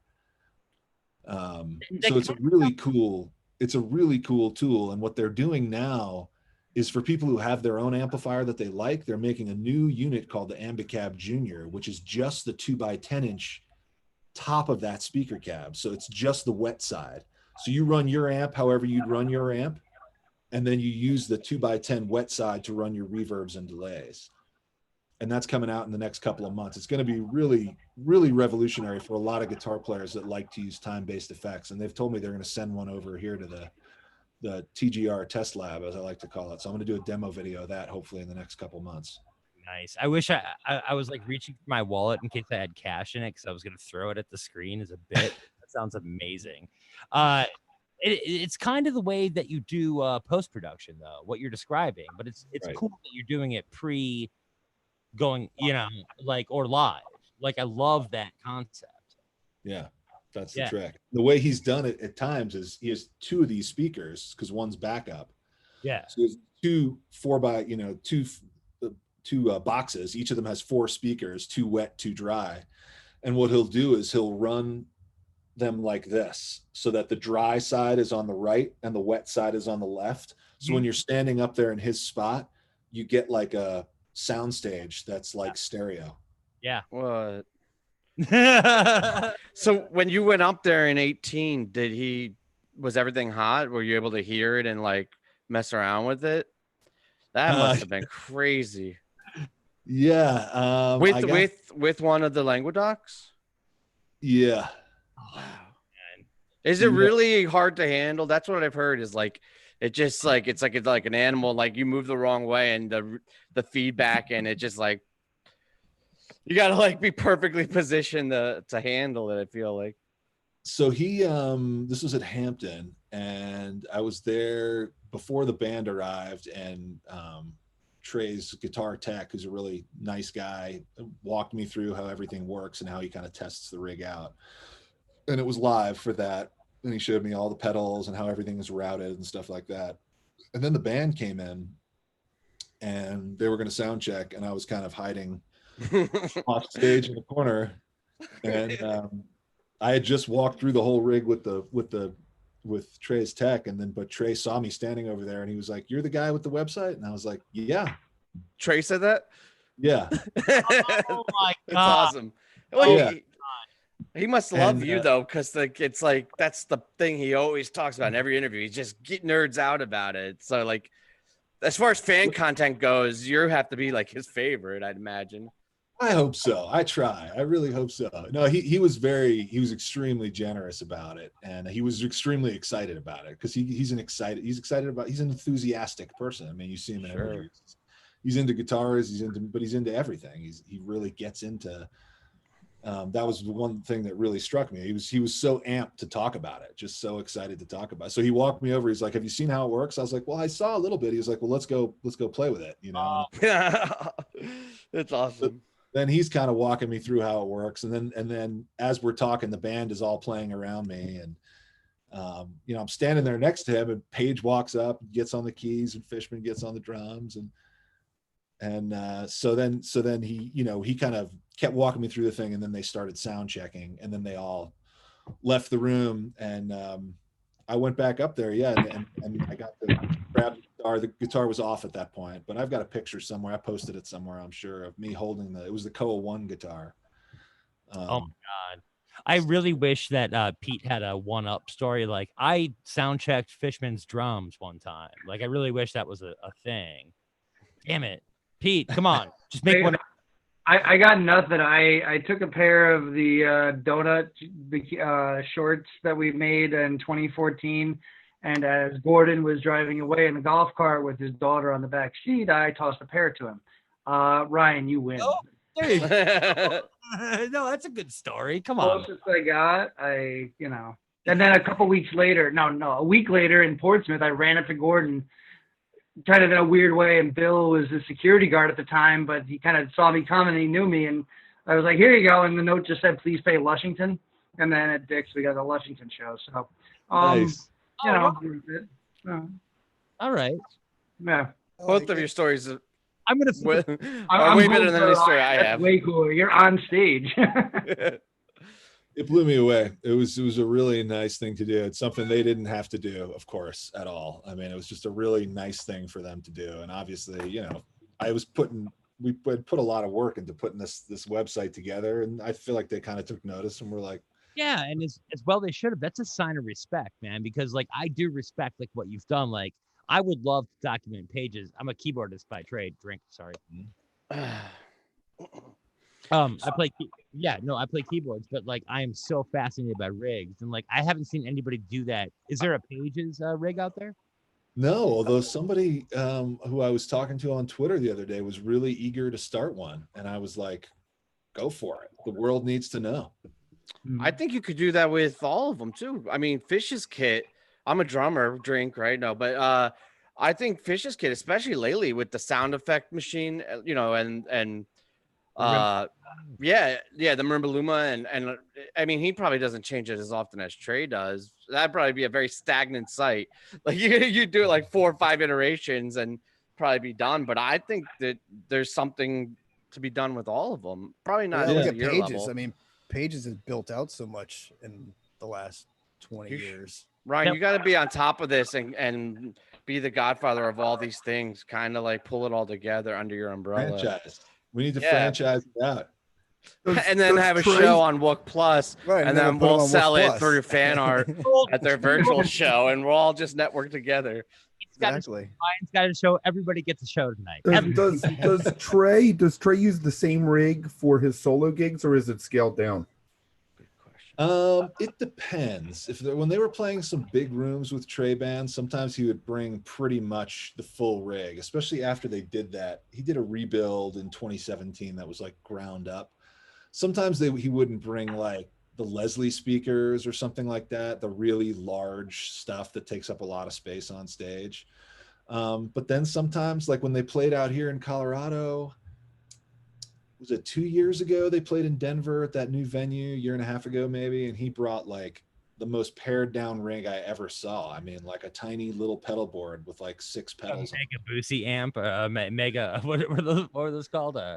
The Mesa Boogie was kind of his, so that's what we'll hear tonight. I'm pretty sure if this is the same as the Dix 12 rig, it should be the Boogie, which was, I mean, that thing was with him from like at least 90, no, before that. I think I'd have to look at the site, but I think I've got him using that in like 88, 89, I think, when it was brand new.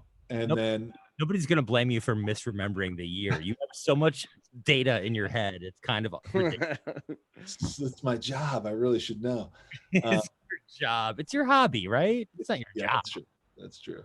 But he used that up through most of the 90s, much of the early 90s, and then he went to this Groove Tubes amp for a couple years, then the Deluxe Reverb pre-hiatus. But for 3.0, he started out using that Boogie quite a bit. The old school, I think he was kind of feeling nostalgic a little, maybe, I don't know, or just it's comfortable because he used it for so many years. He was using that Boogie for a couple of years, and then he's gone through this transition over the last 8 years or so that's been this move into high gain amplifiers, which is not something, he was usually using the Tube Screamers for his gain structure. But the last couple of years, he started using Marshalls and these Comet amps and the Bogner Shiva and these other amps that are natively high gain amps, which is really which is why he had to start using that Ambicab to separate out his delays, because he was using all this amp based distortion, like output tube distortion, as opposed to pedal based distortion. So it's like a really significant overhaul. It's not, I mean, it's the same way you think about the band, which is that like a lot of bands at this point in their career would just be playing the hits. Like he's not playing the hits. He's reinventing it. Yeah. I was just going to say, listening to you describe his changing of the rigs, he reminds me of Tiger Woods. Like probably one of the greatest of all time, yet completely reinvents how he does his craft. You know what I'm saying? Like it's a weird golf thing. I'm sorry, Tim. But like Tiger reinvents his swing like every 2 or 3 years. It feels like that's what Trey does, and they're both like awesome. Like nobody's asking them to do that. Nobody's going like, your sound sucks, man, you need an extra tube screamer. Like nobody's saying that, but yet they do it because they're perfectionists. Ryan, do you have a favorite setup, like from all time, the favorite sound or a show or a song that just tone wise and rig wise that is your personal favorite? Man, that's a really good question. I feel like there's an unfair question.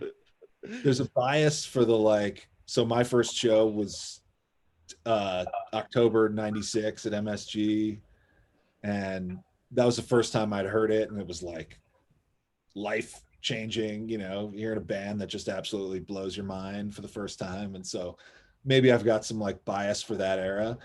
I've been like, when he pulled out the Mesa Boogie in early 3.0, I was like, I really like this sound. I really like the way this all works together. And in subsequent interviews, he said stuff about how, that amplifier is not very sophisticated, not very cool. It doesn't do the things that I want an amplifier to do. But I mean, he built the sound that was at the core of this 35-year-old legendary huge touring band using that amplifier, so it can't be that bad, right? Yeah, it might not be in vogue. Mesa Boogies are like really overbuilt amplifiers, as opposed to like people are really into simplicity these days, just like an amp that you turn up and it's loud and it screams. So it's kind of out of fashion, I guess, but I think when he's playing that amp, it sounds to me like fish. That said, the last 2 tours, in fact, even like Riviera Maya of this year, I heard some stuff that I was like, this is as good a sound as anything I've ever heard from anyone. I mean, I thought it was absolutely ripping. Were you down in Mexico? Or were you couch touring? I was here. Yeah, I was here. Of course, now I wish I'd gone, right? Because who knows if we're going again. Having that regret, like, man, I probably had $4,000 laying around. I could have gone. My credit card did. Yeah, definitely would have been worth it, I think. Damn. Oh well. Damn it. Hey, Llama, come back on for a second. Are you there, Llama? I want to play a game. I am here. Yeah, I'll come back on. Okay, here's the game. Everybody gets a shot at remembering how to pronounce Ryan's last name.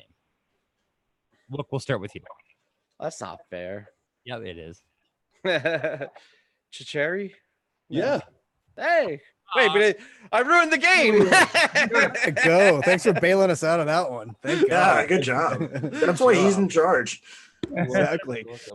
I was gonna botch it, man. Oh, I should have gone first. Do you think that there's a relationship between the way Trey sets his rig up and the way songwriting is? Because in 3.0, the songwriting is different than earlier. Do you think having a different rig affects the way the sound comes out when they're writing songs? And awesome. That's an awesome question too. And I think actually I think it goes the other way. I think he's been leaning more into like the rootsy rock compositional style, more like a classic rock compositional style, a little bit more traditional, kind of where probably he grew up with, late 60s, definitely 70s rock. This is the longest way to say dad rock, and I kind of like it. Yeah. That's what we love. I'm a dad and I love some dad rock. I think he started writing in that style, and then it made more sense to have. I have no insight into this other than my own guess, but my guess would be that he was writing more in that style, and it made more sense to have, those amplifiers and those sounds available. I think after the deep dive he did into Garcia for Fare Thee Well, I think the songwriting changed after that because he did so much time with Hunter and Garcia and how they composed the song. Definitely. You would have to.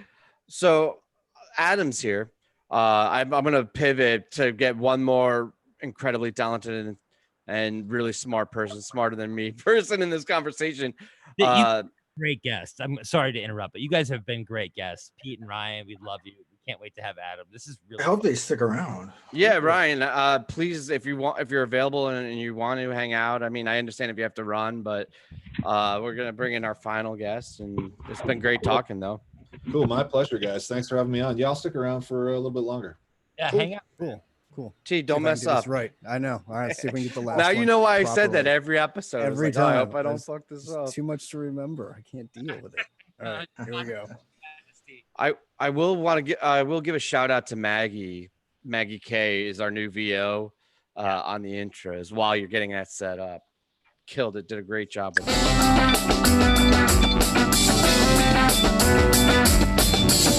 When he is not playing drums for Jazz's Fish, he likes to drum on his steering wheel with his donut mask on.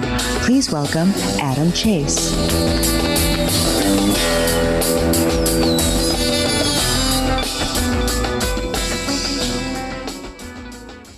Awesome. Adam, welcome. Thank you so much for coming on the lot. It is a really great honor and pleasure to have you on. Big fan, Jazz's Fish and James Brown, and I'm sure it seems like you collaborate on a ton of things. So I'm sure I've heard you play and other things, but thank you for coming. How are you doing? I'm good, man. I'm doing good. I want a grilled cheese. I was just the name the lot. You named it. You named it so good. That's what we were going for. It's just that like the feel and the remember it and have like this like digital, equivalent of couch touring. I don't think we wanted it to last this long as remotely, but we'll keep it going. Hopefully we'll be able to do it in real life and all get together and hang out on an actual lot soon, but Yeah. Hi, Adam. I'm Chad. What's up, Chad? What's up, my man? I want to point out two things. One, Wook was completely flustered when you came on because he's such a huge fan. He undersold it, and what a big fan he is of yours. And second of all, what's going on in your shirt? Talk. Yeah, Lamy, you had a Talk album, didn't you? You're just holding up. Oh, wow. Yo, Nice. Sir Nebula. Yeah. You were just holding it up. You just. What's up, dude in shirt? What's up? This is fun. I'm glad I'm here. Yeah, we did a tour, a Jazz's Fish tour last November with Talk. It was a West Coast run, and Alric had already done a tour playing with Jazz's Fish. So we were already buddies with Alric, and then we did a co-bill tour, and it was super dope, and those guys are awesome. And so, yeah, I rock this shirt with pride pretty regularly, both because they're great musicians and they're just good dudes. So happy to. And for anyone watching who isn't familiar with Adam, you're the drummer, and you and your brother started Jazz's Fish, right?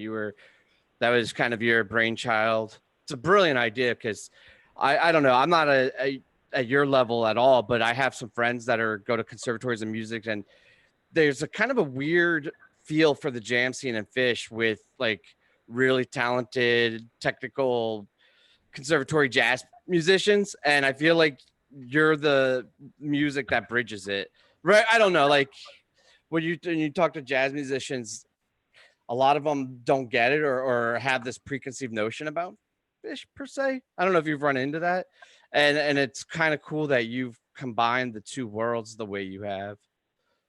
Yeah, thanks, man. I mean, you nailed it on the head. I do feel like this is the bridge of the two scenes, and I do feel, you know, I mean, I experienced it studying music where, you know, discussing Fish just like it was almost like it was demeaned. You know, there's an element.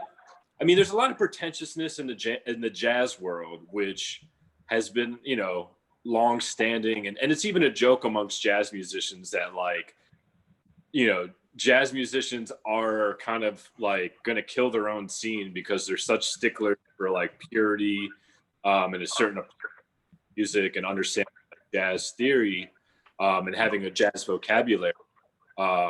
So they write things off a lot of times that don't fit a certain mold. But, you know, the times have changed. And in my eyes, you know, like Jazz is Dead was the perfect bridge, you know, as far as the jam and jazz worlds, because what is jam? You know, like, I mean, as far as like, you know, there's compositional things in jazz music that aren't necessarily in the jam scene, but like the heart of like, I think what attracts so many people to it is the unknown element, is the, yeah, they're going to do something and improvise collectively in a way where it's going to be mind blowing. So like, yeah, the compositions are dope, but I think that's what the scenes have in common.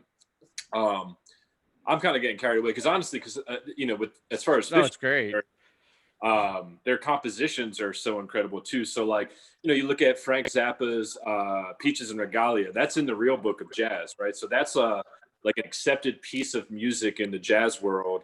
And to me, when, you know, you look at songs like Dinner Movie, look at Fluff's Travels, you look at Reba, you look at, you know, I mean, so many, I mean, Foam, so many compositions that to me can stand up to anything that Zappa wrote or anything that anyone ever written, as far as like things that musicians should study.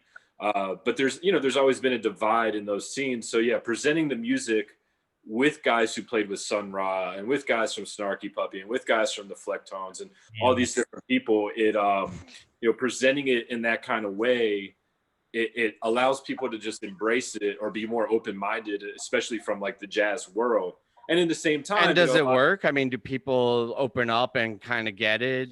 Like, you know what I mean? Like, does that experiment work after they see it through this new lens or working on creating the charts or however you guys do it? Then does that end up giving them a different appreciation for the music? I mean, I believe so. I'm sure there's always going to be people closed-minded to anything in life, you know? Yeah. You know, I mean, you know, there's deadheads who will never embrace fish heads who will never embrace, you know, anything, whatever. Or even in, you know, pop music, you know, in appreciation of music, you know, for instance, you know, so like I'm the music director for the James Brown Dance Party. I study funk music. I also am a songwriter and I try to write songs for like TV and things like that. And, you know, so I study everything and studying pop music, for instance, like the writing of a pop song and the presentation of a pop performance, it takes a tremendous amount of talent to do it well. but that's kind of antiquated to the what people like about music from the jam scene. So like I remember when Bruno Mars played the Super Bowl, there was a lot of people in like the Fish and Dead communities just like trashing it, like, oh, this isn't music, because it didn't have any improvisational elements. It didn't have things that were like normal to like the jam mind. But from a musicianship standpoint, just being open-minded to it, the musicians that were actually performing on that were killing. And even like the choreography that went into it, if you like study choreography at all, it was incredible. And even from like a cinematographer standpoint, like the directors of photography on that shoot, the way the cameras were moving, the way it was all scripted and movement, I think that's what jam scene people don't like, is the scripted element. But just from like a completely objective, not caring about music stylistically, just understanding what goes into that performance, what goes into writing those songs and performing those songs. It's pretty incredible. But, just I'm bringing that up in the respect that, there's people who will never put their guard down enough or, be objective enough to just understand that. So that goes towards Fish's music. And that goes with Fish fans towards jazz. Some Fish fans, as soon as you take the lyrics away or you take and it's not just jazz, it's rock too. When you're saying that, it reminds me of like the Rock and Roll Hall of Fame and like rock and roll in general. It's like Fish is kind of floating in or jam bands in general are floating in this space where they're not pure jazz enough for the jazz scene and they're not simple rock enough for like the rock scene. So it's like, I don't know, there's fans that are not buying it either way, but I like your description of it though. After this conversation, so I'm sorry, I really want to start a band with Adam on drums, Ryan on guitar, and Pete, who just left. We'll teach him to play bass. Well, and he's going to manage and do merch. Oh yeah, that's right. He's managing, doing merch. Travis, can you play bass? Yeah. No. Okay. We have Travis. I didn't know Travis was on this. That's awesome. What's up, Travis? What's up, man? How you doing, Adam? Yeah, there's at this point in the last slot, I think there's 8 of us total now. It gets a little chaotic towards the end of the show, but it's dope. It's fun.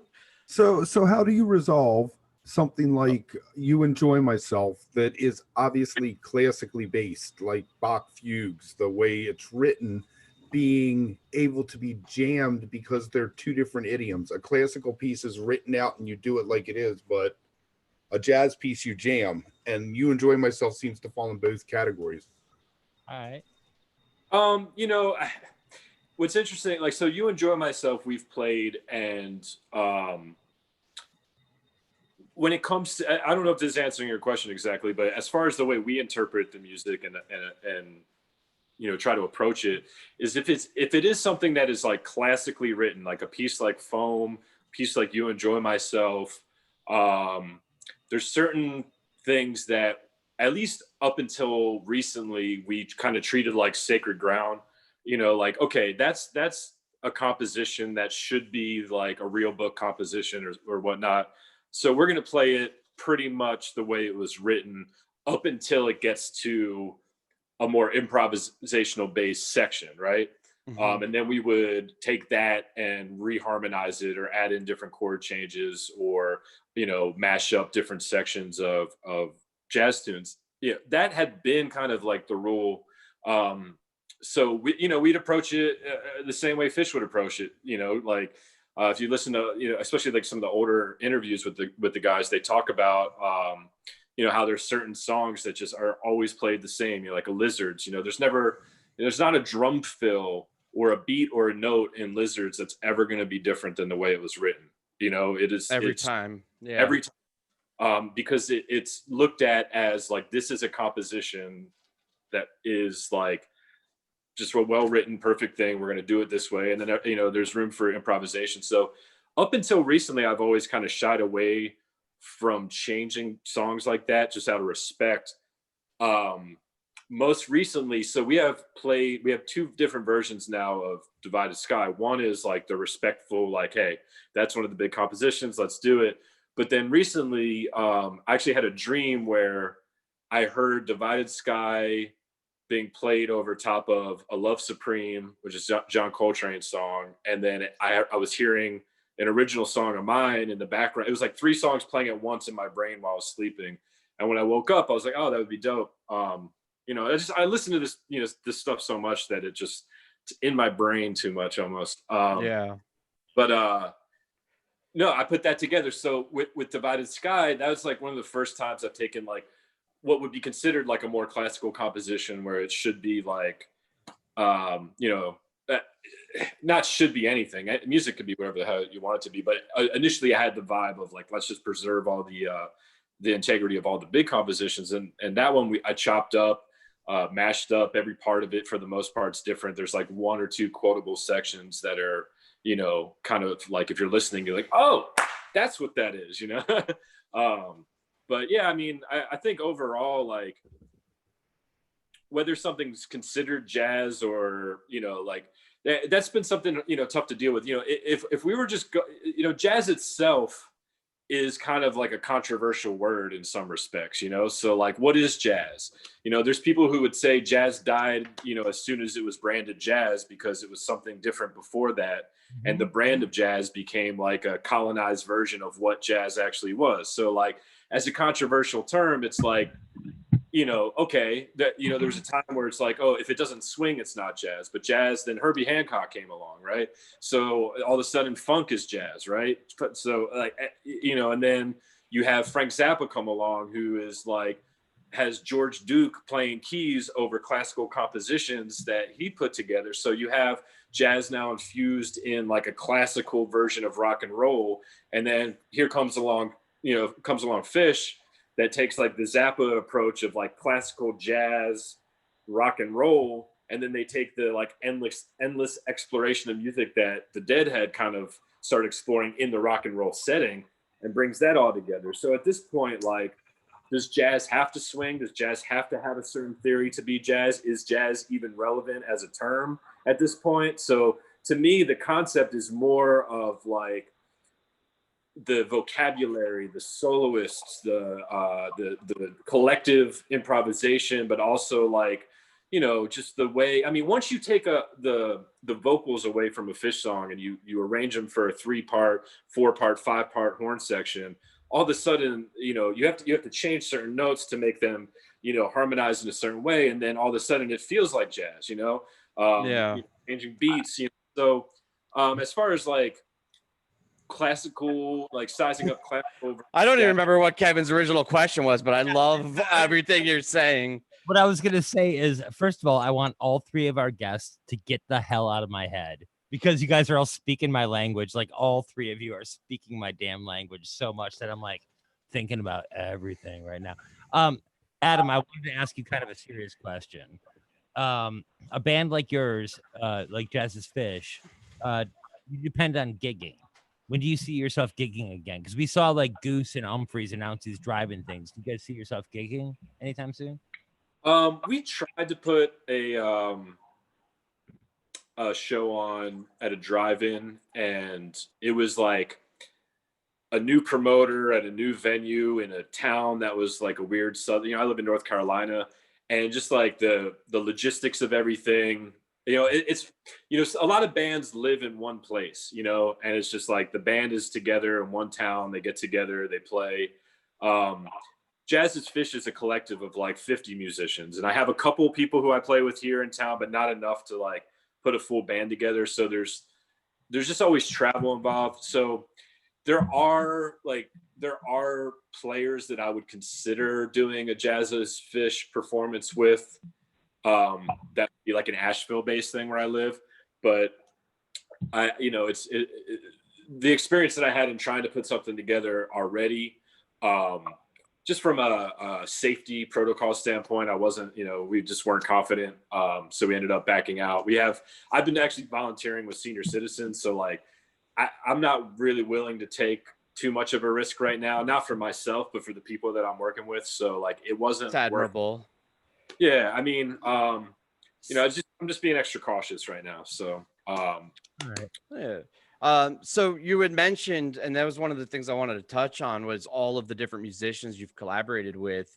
I'm not going to do that classic mistake and ask your favorite, but maybe one that somebody that you've really enjoyed, that you really like collaborating with or a funny story? Because you have the list on the website, and there's some great names, some incredible musicians that you've played with. And I don't know, I just thought that maybe you could shine a light on what it's like collaborating with some of these musicians and give a story with one of them.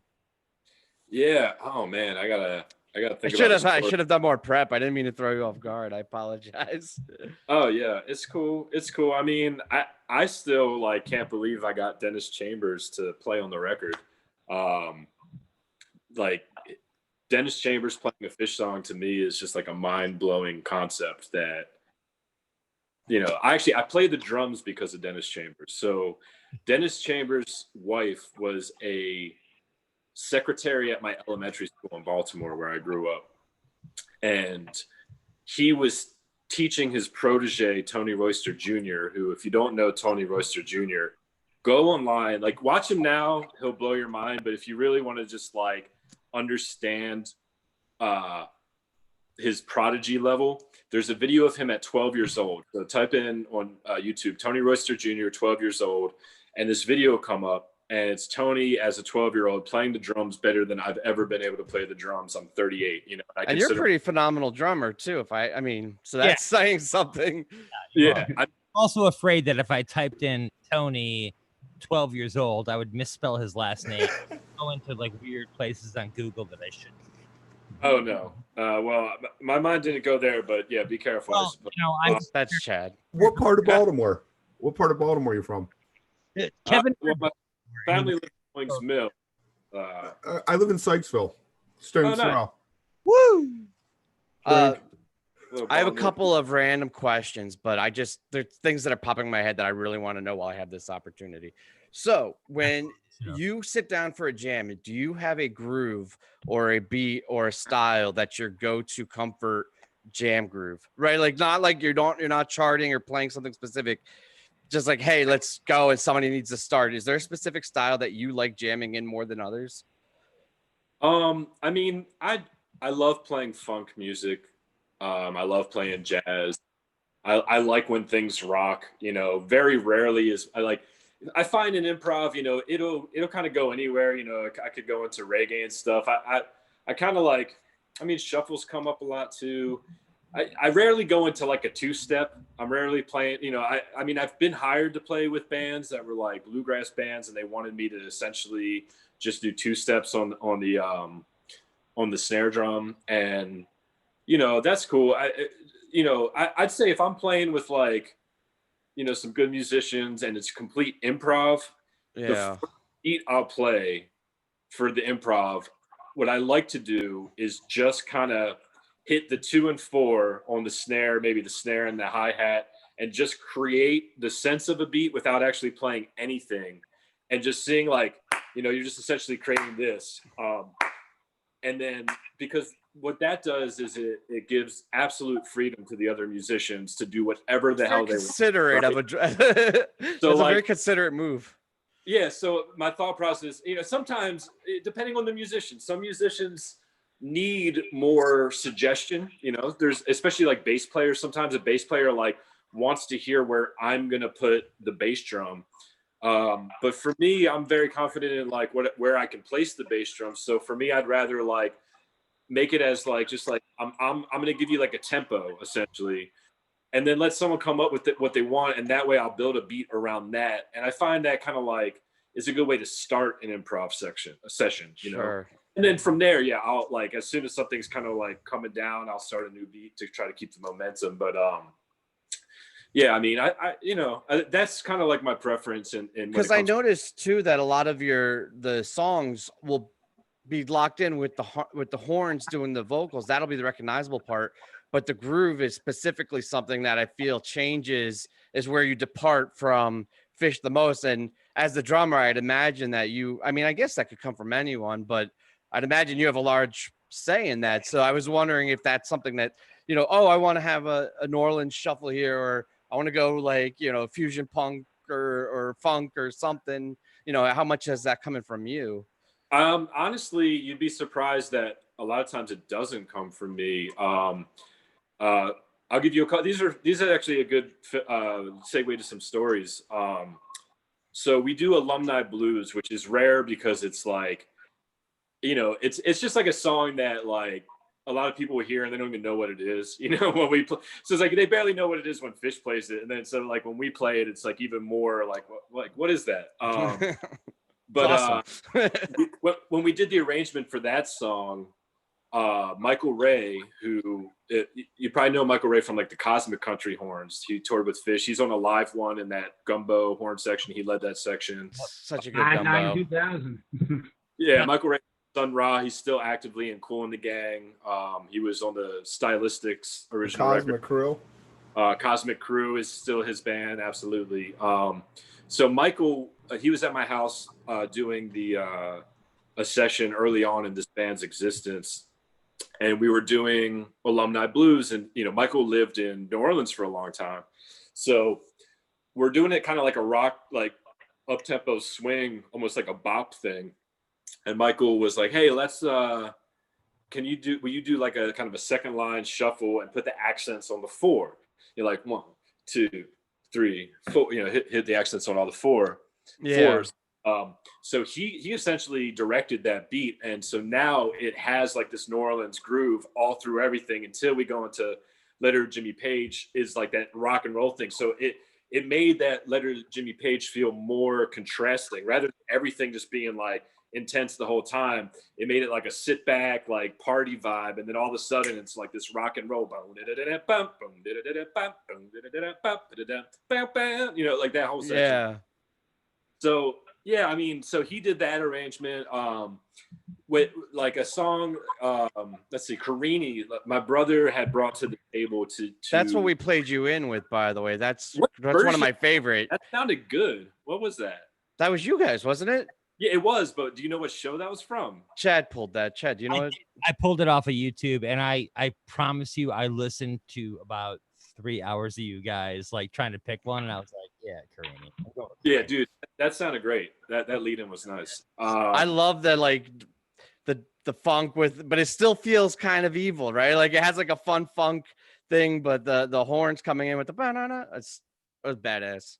Yeah, so so there's two changes that we made to that song. One is the beat, and the other, I was saying, my brother brought in the changes to Impressions, which essentially is like So What, the Miles Davis song. Impressions is Coltrane, but we took the solo changes out of that and we put them into Carini. So when we go into our solo section, that cues going into essentially like the changes from So What, and it moves that, but in the context of what we're playing. So there's that jazz infusion in that, and then Kofi Burbridge, the late great Kofi Burbridge, who he was, Tedeschi Trucks Band is kind of his claim to fame, but he was also an Aquarium Rescue Unit. He was on Surrender to Air, the Trey record. He was just a beloved human. Oteo Burbridge's brother. It's really sad that he's not with us anymore. But so Kofi, on the same session actually that we did Alumni Blues, Kofi was at my house as well, and we started trying to like make a swing jazz out of Carini. And Kofi was like, "Hey, do this like kind of backbeat shuffle," and he scattered it out, and so that became that. Yeah, a lot of times, I've definitely come up with plenty of beats. I came up with the beats for Divided Sky, the way it mashes up with A Love Supreme. That's so cool. We did a reharm. We took like some Robert Glasper changes, and we reharmonized the end of Brother, and we made an extended section with these like Glasper changes, and it goes from 6/8 to 4/4. And that beat I wrote. There's a bunch of stuff, but yeah, you'd be surprised that it's like, all the ideas freely flow. The instrument, you're not like bound by your instrument. What do I have to do to become a member of Jazz's Fish? Because you said you had like 50 members all over the country. Like I play a decent keyboard. Drink. Well, do some sort of reharm and impress me. Send me some videos, man. I'll check it out. Open-minded. Be careful. He's going to be asking to sleep at your house soon too. So unrelated or not musical question, but this goes back to a conversation we were having with Pete earlier. Have you had anything come up from Fish Inc. about using fish in the name of the band and any merch you've done? You know what I mean? Because we were talking about from the art standpoint of like not using the name, not using lyrics, not using the likeness of the band members. You're obviously, I don't know how it works. I'm not in like the business, like using their songs and the name Fish. Has there been any like trademark or open conversation with Fish Inc., or is it kind of just you roll with it and they haven't said anything? Oh no, I mean, before I even started the project, I checked in with them about doing it. So with our name, we dropped the I, so it's PHSH. And that once we wanted to release an album and start selling merch, that was kind of something had to change. And we were already established as Jazz's Fish at that point. So rather but you put the is in there, so it's sneaky, right? Like the IS, so the I still sneaks down, but yeah. I mean, it's, you know, everything is with a blessing. We have all of our music is licensed from them, from Fish Inc. So if you look on the back of our record, all the credits go to, you know, Who Is She Music and to Trey and Tom Marshall for the songs they wrote, or whoever wrote, you know, the whatever given song. So yeah, it's all we didn't actually take any step in any direction without checking in with this project. So I guess the only thing that's sense. different, I guess, now from the initial intention was initially I didn't know what it was going to be. You know, I had a vision for it, and I had some songs, like I had the song that got in my head that made me really want to do this project up is that, you know, I had foam in my head where I could hear steel drums. Couldn't tell if they were quite steel drums or xylophone. I could have gone either way, but that was like just stuck in my head for years. So like that was like one of the driving forces too. So on our album, He Never Spoke a Word, I saw that to fruition. So there's a steel drum version of foam on the record. And initially I wasn't sure. It could have just been like an album and like an album release show, and then it was done. You know, there was a chance it was just going to be a special event. But kind of grew legs and kept going.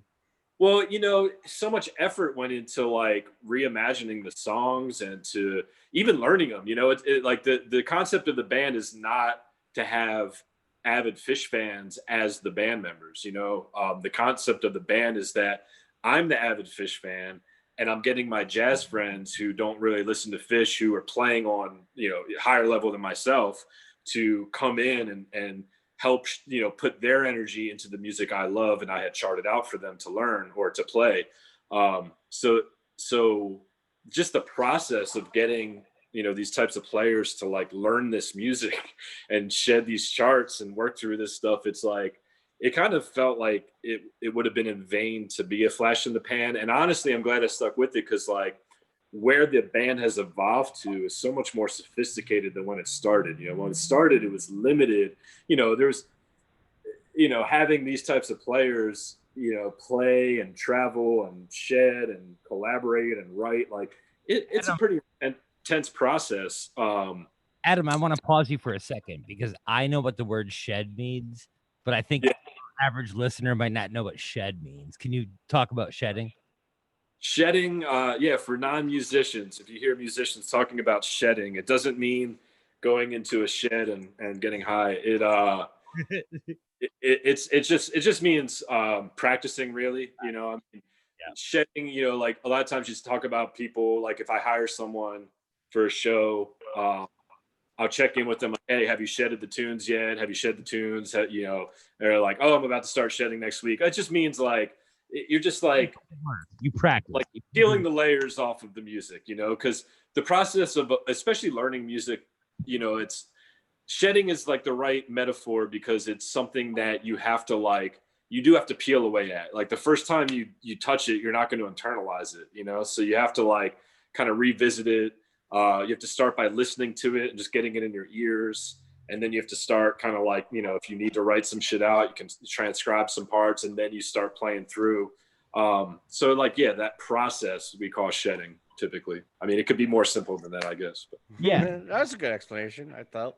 I've always heard people use it in the context of woodshedding. Right. Woodshed. Like going outside to the woodshed by myself with my guitar to play for 15 hours, and then tomorrow. I think that's the origin. Okay. Yeah. But I like the adaptation though, of like shedding the layers off of it. It's kind of intuitive, makes a lot of sense. And that's great. And bootlegging originated in its own way in their own sheds in the backyards. So the music and the bootleggers have their same origins. Right. So essentially, someone who sheds is just an alcoholic of music. That's what brings us all together. Yeah. Alcohol. All right. All right. Sorry. Music. But no, I was totally going the music route. Adam, what's going on? Adam, do you want to flex for a second? I guess, sure. What was your first Fish show? Oh yeah. Sorry, flex.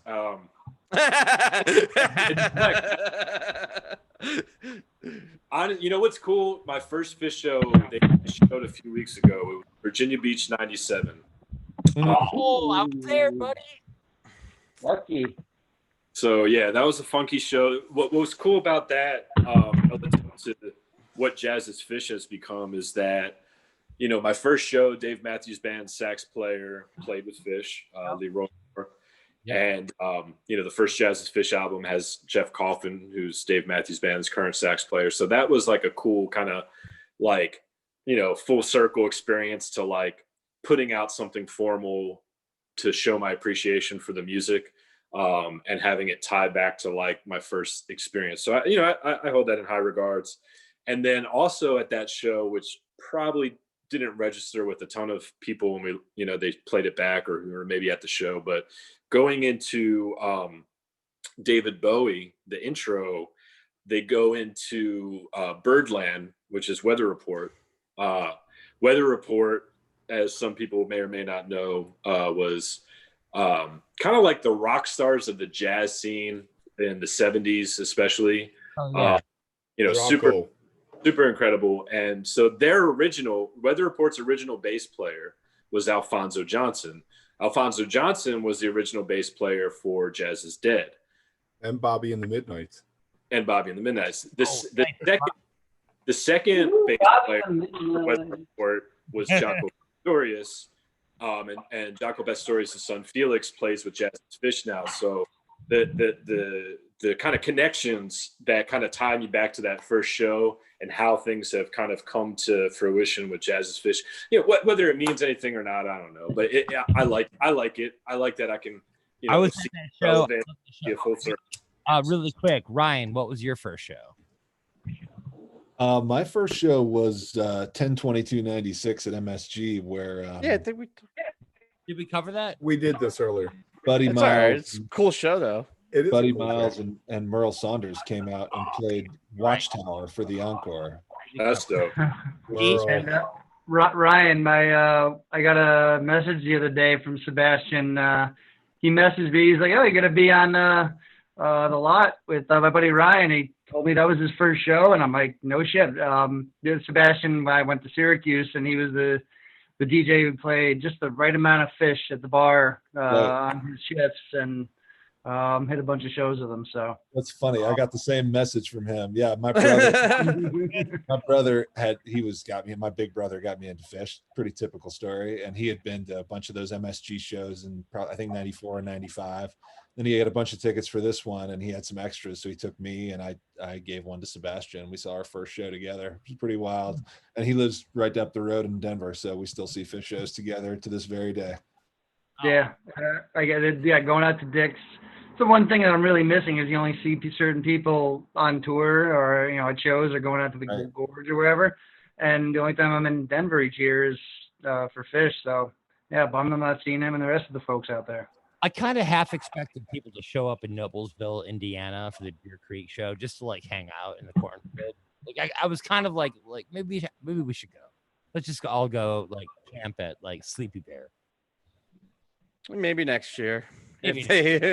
I mean, honestly, though, I agree, though, like running into people that I would only see at shows. And that's kind of what's nice about this. I mean, some people like Pete I've known in the past, and Adam and Ryan I'm meeting for the first time, but it's really nice to have this outlet at least to kind of, you know, get together and hang out and talk about fish and music and everything.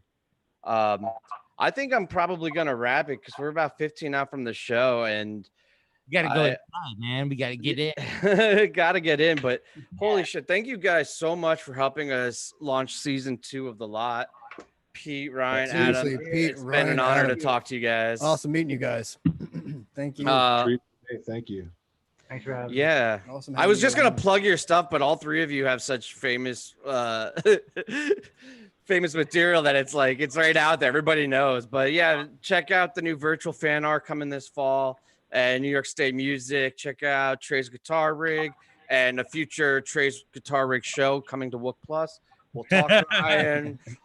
Check out Jazz's Fish, and it's the James Brown dance party, right? Is that still going on, or was that a limited run? Because I saw that back in the Baker's Dozen, but is that still a thing? That's always like a special event thing because it's always such a massive, you know, like, you know, we have people like Fred Wesley and Maceo Parker and Antoine Stanley and all these cats where it's just like, you know, you have 10 and 15 piece bands. So that's just a special occasion. We do that like 10, 15 times a year. You have any other projects you want to plug? We're doing plugs. Why not? Yeah, man. Well, I'll say that I'm going to launch soon a pre-order. We're going to put out a live Jazz's Fish record. So just if you guys want to go to jazzesfish.com, scroll down to the bottom of the homepage, sign up for the email list. We don't email hardly at all, but when we do, it's because there's something worth knowing about. So if you guys, anyone out there wants to do that, you'll get first dibs at, you know, we're gonna have like a limited press of shit and it'll mostly be digitally released. But yeah, stay tuned. Can I woo? What's that? Can I woo? Woo. Yeah, you can woo, man. Woo! Thank you. All right. It's gonna be a killing record. It's gonna be killing. And then every Monday I'm doing a live stream from my porch with IMAVL down here in Asheville. So it's 5 to 7 on Mondays. And it's like, you know, jazz funk musicians that live in my town. And we're doing these just like free form improv kind of jam sessions. And that's on my Facebook page at The Real Adam Chase on Facebook. And then, yeah, I've been putting out original music with something called The Creations of Adam, which is an allusion to, what's his name? Not Michelangelo. Da Vinci. Da Vinci had The Creation of Adam as one of his art pieces. So The Creations of Adam is my music, which is super pretentious if you think about it that way. But I'm not trying to be pretentious. After I said it, I was like, you know what? It's cool, man. I like it. I'm definitely gonna check that stuff though. That sounds awesome. Ryan, man, I'm sorry. Ryan, you're a great follow on Twitter. What's your Twitter handle again? It's at Trey's Guitar Rig. Oh my God, it's so fun to watch. Thank you so much for coming on and talking. Thank you guys. Great talking with you. Awesome. T, you got something to play us out? No. Wait. I do indeed. This one's for Adam. What? Go ahead, Chad. Pete, thank What? you. Yep. For Pete around your house and your. Oh sure. Yeah. Like that could be that could be a special episode in and of itself. Great sticker there. Fam throwback. Oh, that's right. Little love. Well, we won't. All right. Now, Chad, do we have permission to play out? Play. Yeah, this is for Adam. All right. So let's go to the show inside. All right. Thanks, guys. In my hand. Thank you, guys. Bye. What is he playing? I don't know.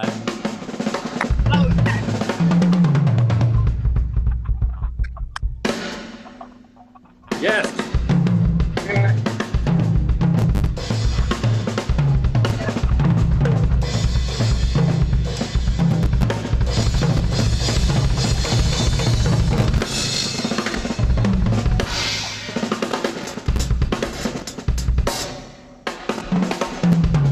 Shit.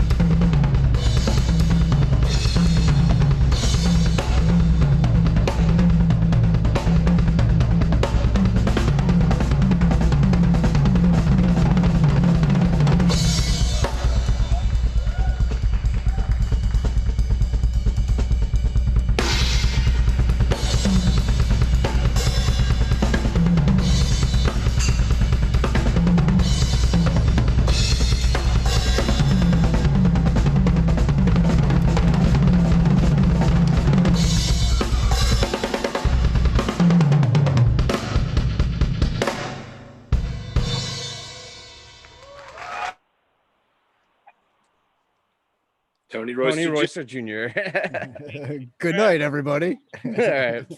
Thanks, guys. Have a good show, All right, guys. Thanks, Adam. That was awesome, man. Yeah, thanks for playing that. That was dope. Yeah, definitely, man. Take care. We'll talk soon. See you guys. Bye. Later. Good show.